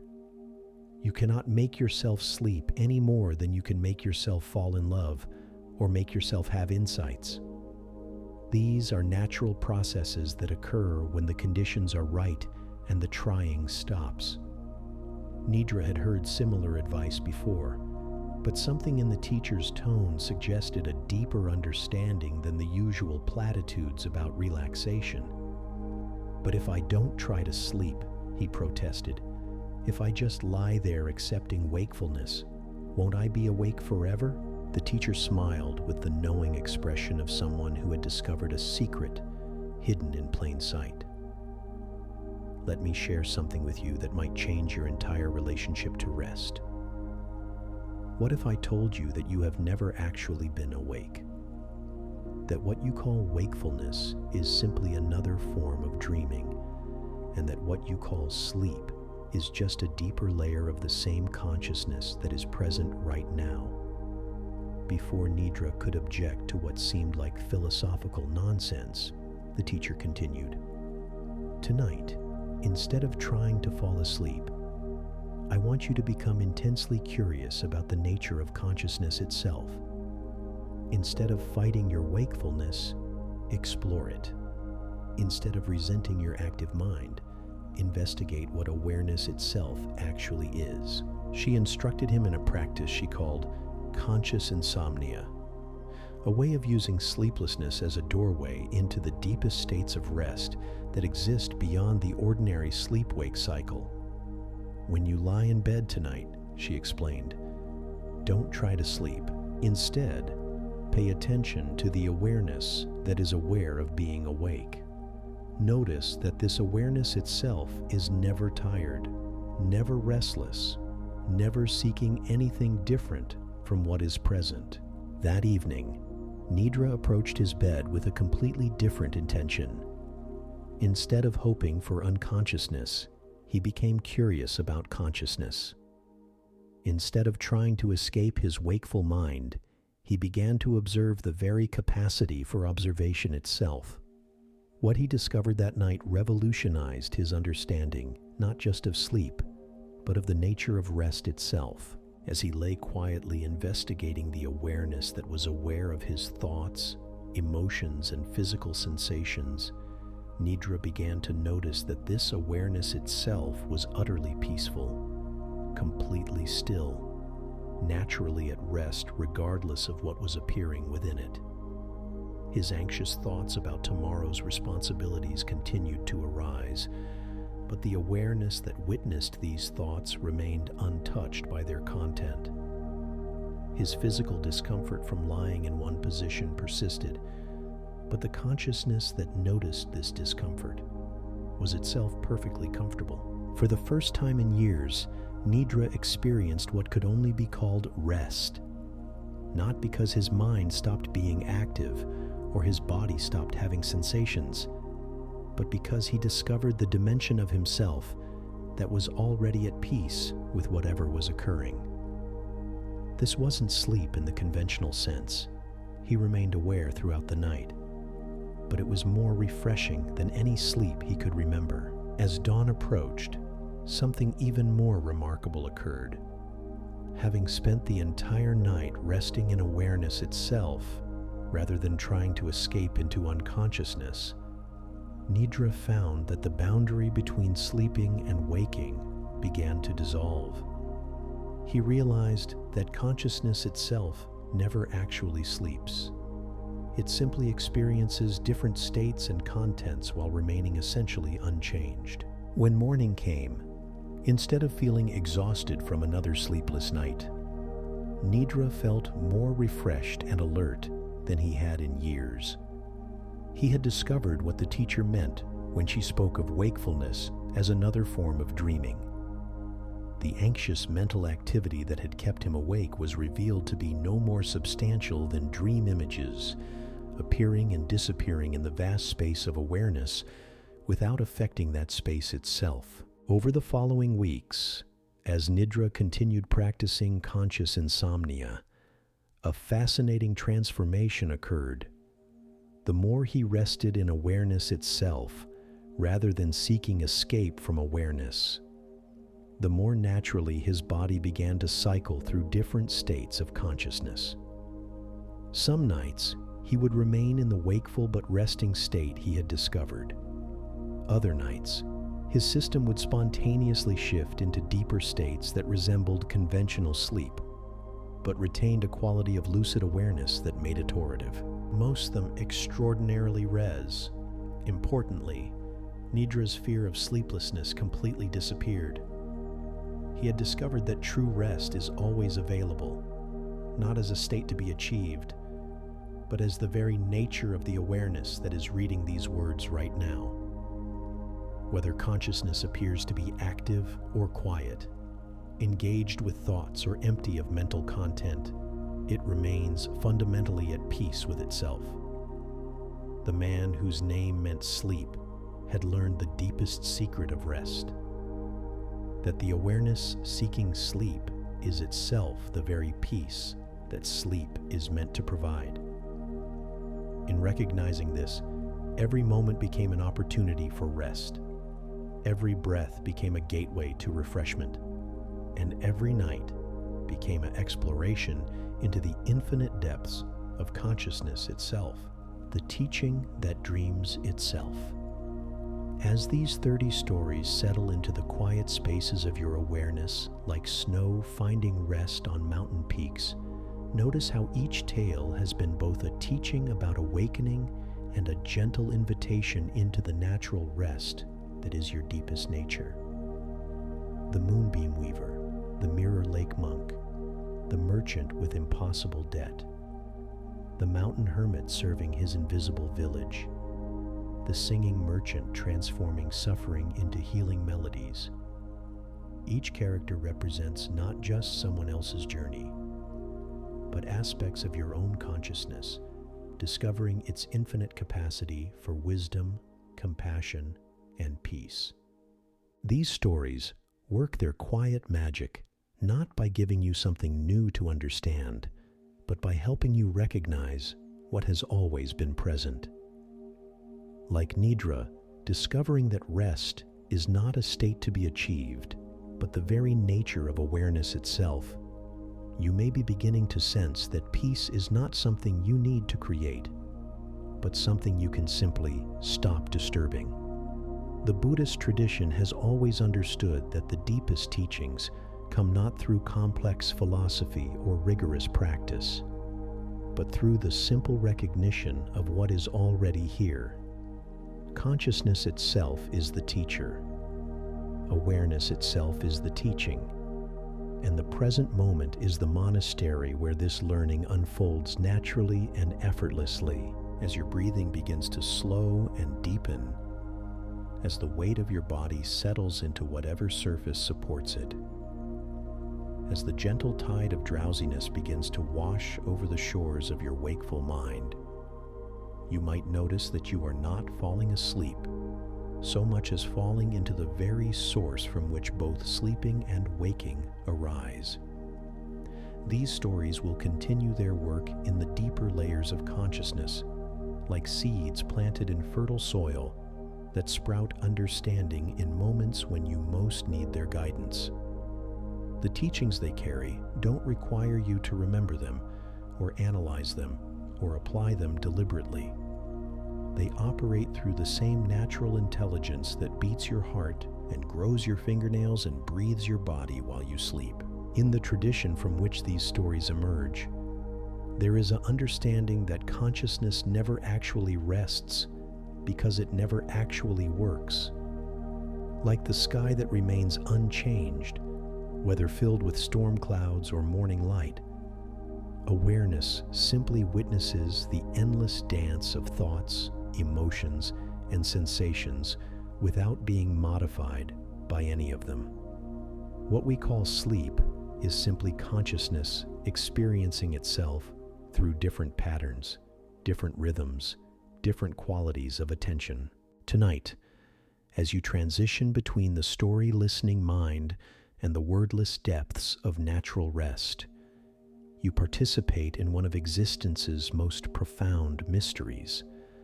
The same awareness that followed the moonbeam weaver through his nocturnal practice of invisible giving will accompany you into the healing darkness of regenerative sleep. The same consciousness that witnessed the village of 7 laughs discovering freedom through perspective will remain present as your dreams unfold their own teaching stories. But perhaps the deepest gift these tales offer is not any particular insight or technique, but simply the reminder that you are not alone in your seeking, not isolated in your struggles, not separate from the vast community of beings who have walked this path of awakening before you.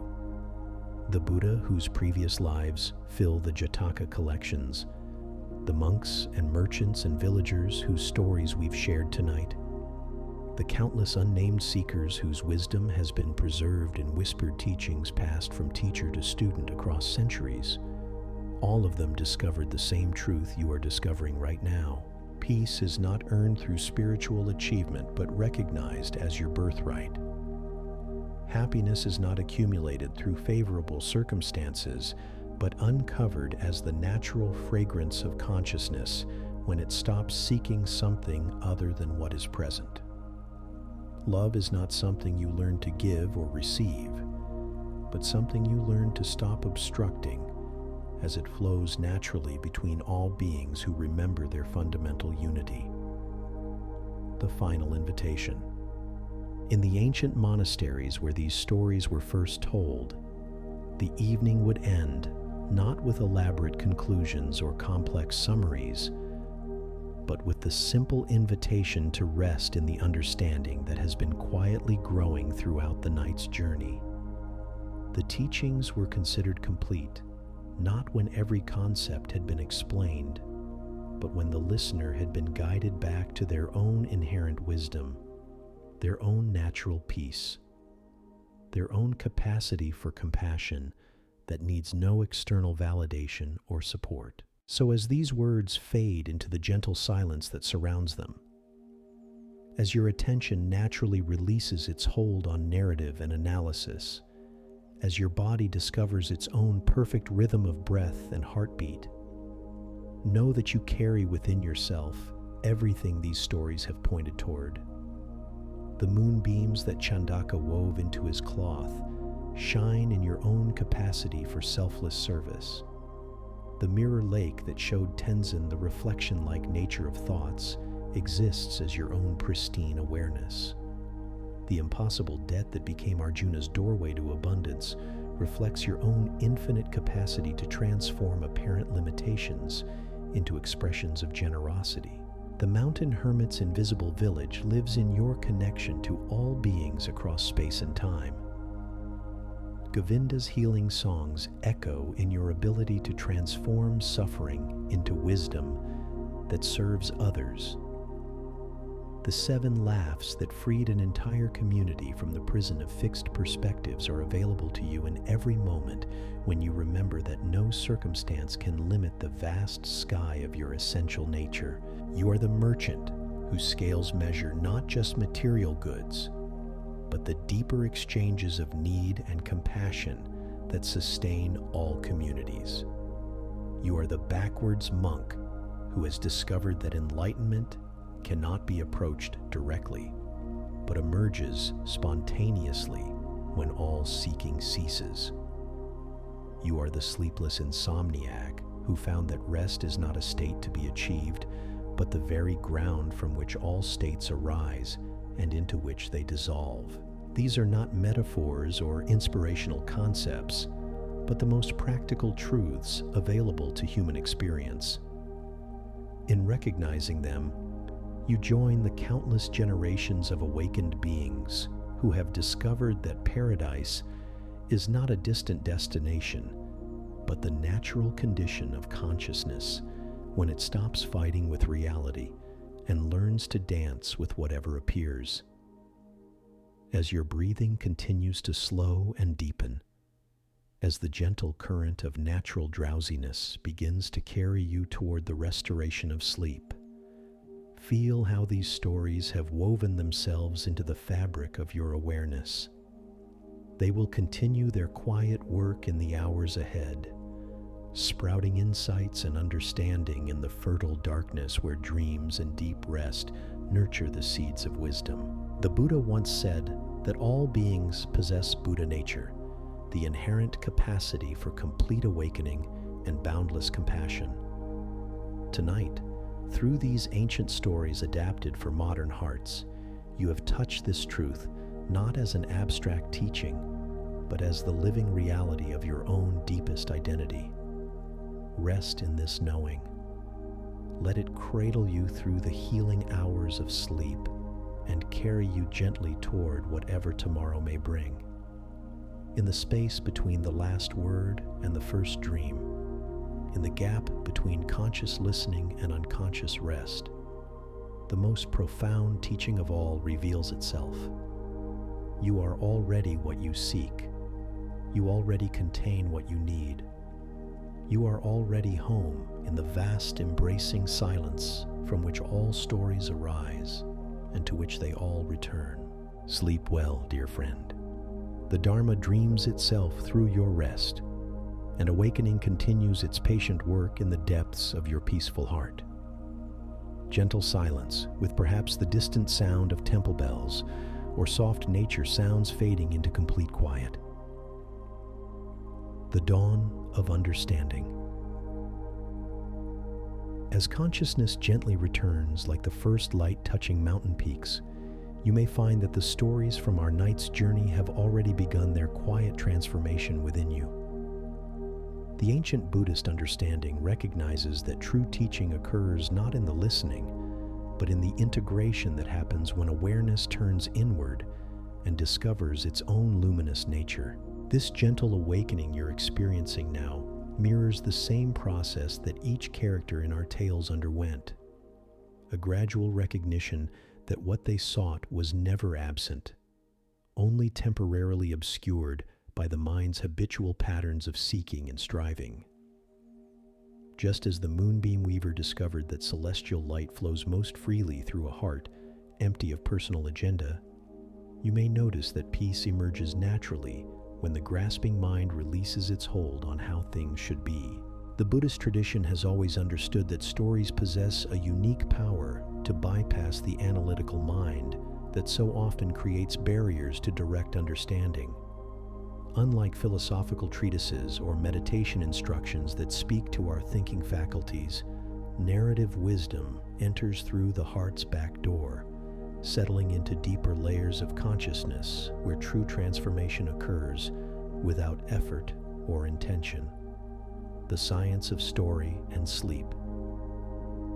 Modern neuroscience has begun to validate what contemplative traditions have long known about the relationship between narrative, consciousness, and the restorative states we enter during rest. When we engage with stories that carry deeper meaning, specific neural pathways associated with empathy, imagination, and integrative understanding become more active, creating optimal conditions for the kind of insight that emerges not through analysis, but through recognition. The stories you've absorbed tonight work at multiple levels simultaneously. On the surface, they engage the narrative-loving aspects of consciousness that find satisfaction in following characters through challenges toward resolution. More subtly, they model different ways of relating to difficulty, demonstrating through example rather than instruction how suffering transforms when met with the right understanding. At the deepest level, these tales function as what the tradition calls skillful means, teaching methods that guide consciousness toward recognizing its own inherent wholeness without creating new concepts to grasp or new goals to achieve. Like fingers pointing at the moon, they direct attention not toward themselves, but toward the luminous awareness that is capable of understanding them. The gentle drowsiness you may have experienced during our journey together serves this integrative process. When the analytical mind relaxes its vigilant categorizing and evaluating, deeper patterns of wisdom can emerge organically. The state between waking and sleeping, which the tradition calls the bardo of becoming, offers unique opportunities for insight precisely because the ordinary boundaries between self and story, listener and teaching, become more permeable. The ripple effects of ancient wisdom. Each story we've shared carries within it the accumulated wisdom of countless generations of seekers who face the same fundamental challenges you encounter in your daily life. The anxiety that plagued Tenzin beside his mirror lake, the impossible circumstances that trapped Arjuna in his debt cycle, the loneliness that drove Kashyapa to his mountain cave. These are not historical curiosities, but timeless human experiences that repeat across cultures and centuries. What makes these Buddhist narratives particularly potent for our contemporary moment is their recognition that external circumstances are never the true source of either suffering or liberation. In an age when we're constantly encouraged to seek happiness through changing our environment, accumulating experiences, or optimizing our lifestyle choices, These ancient tales point toward a more fundamental freedom. They suggest that peace is not dependent on having the right conditions, but on recognizing the awareness that remains unchanged regardless of conditions. They demonstrate that love is not something we earn through being worthy, but something we discover when we stop defending against our own tenderness. They reveal that wisdom emerges not from accumulating information, but from seeing through the illusions that prevent us from recognizing what we already know. This understanding ripples outward from individual recognition into collective transformation. When one person discovers their inherent completeness, it creates space for others to make the same discovery. When someone learns to meet difficulty with curiosity rather than resistance, it models a different way of being that others can sense even without conscious awareness. The merchant Govinda's healing songs, the village of 7 laughs' transformative humor, the backwards monastery's radical reorientation, all point toward the same truth that individual awakening is never truly individual. Consciousness recognizing itself in one location creates favorable conditions for the same recognition to occur everywhere, like a single candle lighting others without diminishing its own flame. The practice of integration. As you move from this quiet space back into the activities and relationships that fill your days, you carry with you something more valuable than memory or information. The stories have created what Buddhist psychology calls positive mental formations, tendencies toward wisdom, compassion, and clarity that will manifest spontaneously when circumstances call for them. You don't need to remember the specific details of Chandaka's moonbeam weaving to find yourself responding to a colleague's request with unexpected generosity. The pattern of selfless service has been planted at levels deeper than conscious recall. You don't need to analyze the Mirror Lake teaching to discover that anxious thoughts lose their power when met with spacious awareness rather than reactive resistance. This is how contemplative traditions have always worked, not by filling the mind with new concepts to apply, but by removing the obstacles that prevent natural wisdom from flowing freely. Like clearing sediment from a spring so that clean water can bubble up from its source. These stories help dissolve the mental habits that obscure our innate capacity for skillful response to whatever life presents. The integration process continues long after conscious engagement with the teachings ends. Dreams may carry forward themes and images from the stories, weaving them together with personal memories and concerns in ways that create new understanding. Daily activities may trigger unexpected moments of recognition where a character's insight suddenly illuminates your own situation with startling clarity. Random encounters with strangers may reveal themselves as opportunities to embody the compassion or wisdom that moved through the tales. The person ahead of you in line whose impatience triggers your irritation becomes a chance to practice the patient love that transformed Kubera's relationship with debtors. The family member whose behavior usually provokes defensive reactions becomes an invitation to discover the skillful means that dissolve conflict through understanding rather than argument. The continuation beyond stories. What distinguishes authentic spiritual teaching from mere entertainment or intellectual stimulation is this quality of ongoing transformation that extends far beyond the initial encounter with the material. The stories we've shared tonight are not meant to be preserved as pleasant memories or discussed as interesting concepts, but to be lived as moment-to-moment opportunities for awakening.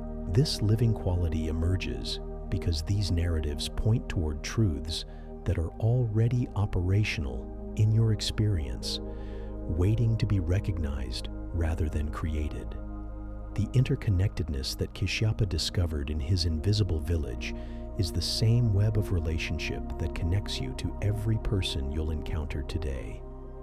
The abundance that freed Arjuna from his debt prison is the same inexhaustible generosity that wants to flow through your interactions when ego-based calculations step aside.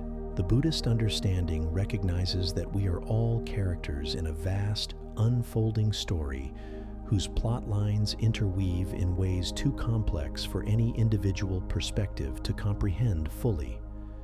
Your current challenges, relationships, and circumstances are not random obstacles to your happiness, but precisely the conditions through which consciousness is learning to recognize itself more completely. This recognition transforms how we relate not only to our personal difficulties, but to the collective challenges facing our communities and world.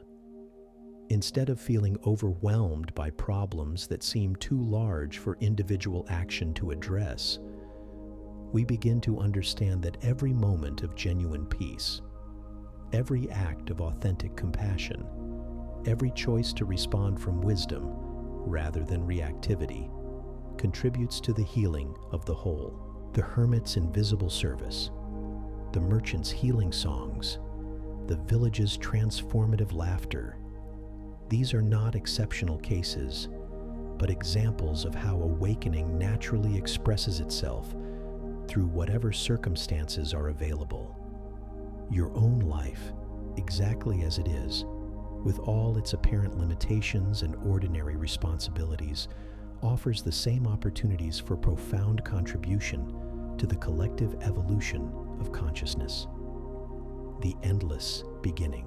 Traditional Buddhist teachings often conclude with what appears to be a paradox: the recognition that completion is actually the beginning of a deeper journey.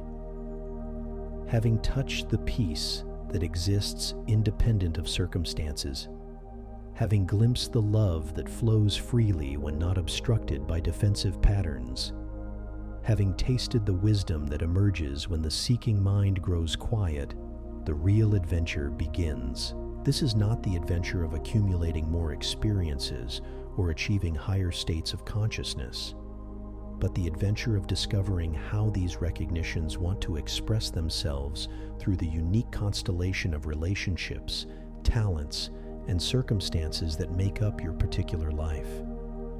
How does the Moonbeam Weaver's invisible giving manifest through your work, your family interactions, your community involvement? How does the Mirror Lake Monk's understanding of thoughts as reflections translate into your relationship with the mental commentary that accompanies your daily activities? How does the Backwards Monastery's radical reorientation inform your approach to conventional success, traditional goals, and social expectations? These questions don't require analytical answers, but invite experiential exploration. The stories have prepared the ground. Now life itself becomes the laboratory where their deepest teachings reveal themselves through direct application rather than theoretical understanding. Each person you meet becomes a potential teacher, offering opportunities to embody compassion, patience, or wisdom in ways that serve their awakening as well as your own. Each challenging situation becomes a chance to discover whether the peace you touched in quiet moments can remain stable when tested by difficulty.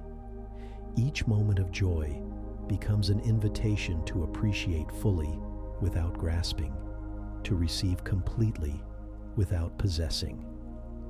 The Dharma of daily life. What emerges from sustained engagement with contemplative wisdom is the recognition that there is no separation between spiritual practice and ordinary living. The same awareness that witnesses thoughts during meditation observes emotions during family conversations. The same compassion that extends towards suffering beings in formal loving-kindness practice naturally includes the difficult colleague, the impatient driver, the demanding customer. This integration dissolves the artificial boundary between sacred and secular time, between spiritual activities and worldly responsibilities. Every interaction becomes an opportunity for practice. Every challenge becomes a teacher. Every moment becomes a chance to choose love over fear, understanding over judgment, generosity over hoarding. The stories you've absorbed tonight serve as a kind of inner compass, orienting consciousness toward these moment-by-moment choices without creating rigid rules or external obligations. They work through inspiration rather than instruction, through modeling rather than commanding, through invitation rather than demand. As you move through your day, you may find yourself naturally pausing before reactive responses, creating space for more skillful options to emerge. You may notice increased sensitivity to others' unspoken needs, coupled with creative ideas for how to address those needs in ways that serve everyone involved. You may discover that problems you previously approached through struggle and effort begin resolving themselves when met with the patient understanding that sees challenges as opportunities for deeper wisdom to emerge. The infinite library. The 30 stories we've shared represent just a tiny fraction of the wisdom literature that has accumulated human consciousness across cultures and centuries, as has explored its own depths and discovered its limitless capacity for love, understanding, and creative response to suffering. Each authentic teaching story, whether Buddhist, Sufi, Christian mystic, or indigenous wisdom tradition, points toward the same fundamental recognition that what we seek is what we are, that peace is our natural condition, that separation is a temporary illusion maintained by habits of thought that can be dissolved through clear seeing. This vast library of contemplative wisdom exists not in books or recordings, but in the living transmission that occurs whenever consciousness recognizes itself in another form. Every person you encounter carries within them the same Buddha nature that illuminated the historical Buddha's understanding. Every situation you face offers the same opportunities for awakening that challenged and transformed the characters in our tales. The stories continue writing themselves through your responses to whatever arises. Your life becomes part of the ongoing narrative of consciousness, discovering its own infinite nature through finite forms, of love learning to express itself through temporary personalities, of wisdom finding countless ways to serve the evolution of understanding in a world that often seems to have forgotten its own divine nature. In this recognition, every day becomes a teaching story. Every relationship becomes a spiritual friendship. Every challenge becomes an invitation to discover deeper levels of trust in the inherent wisdom that guides existence toward greater harmony, compassion, and joy. The ancient tales we've shared tonight are not separate from your contemporary experience, but continuous with it, part of the same eternal curriculum through which consciousness educates itself in the art of unconditional love. The Buddha's final words, according to tradition, were, "Work out your salvation with diligence." But this work is not the effortful striving of the ego trying to improve itself or achieve special states. It is the gentle, persistent recognition of what has always been true, obscured only by the mind's habitual tendency to seek elsewhere what is already present here, to pursue in the future what is already available now, to earn through doing what is already given freely through being. This understanding transforms diligence from grim determination into joyful exploration, from spiritual ambition into natural curiosity about how love wants to express itself through the unique circumstances of your particular existence.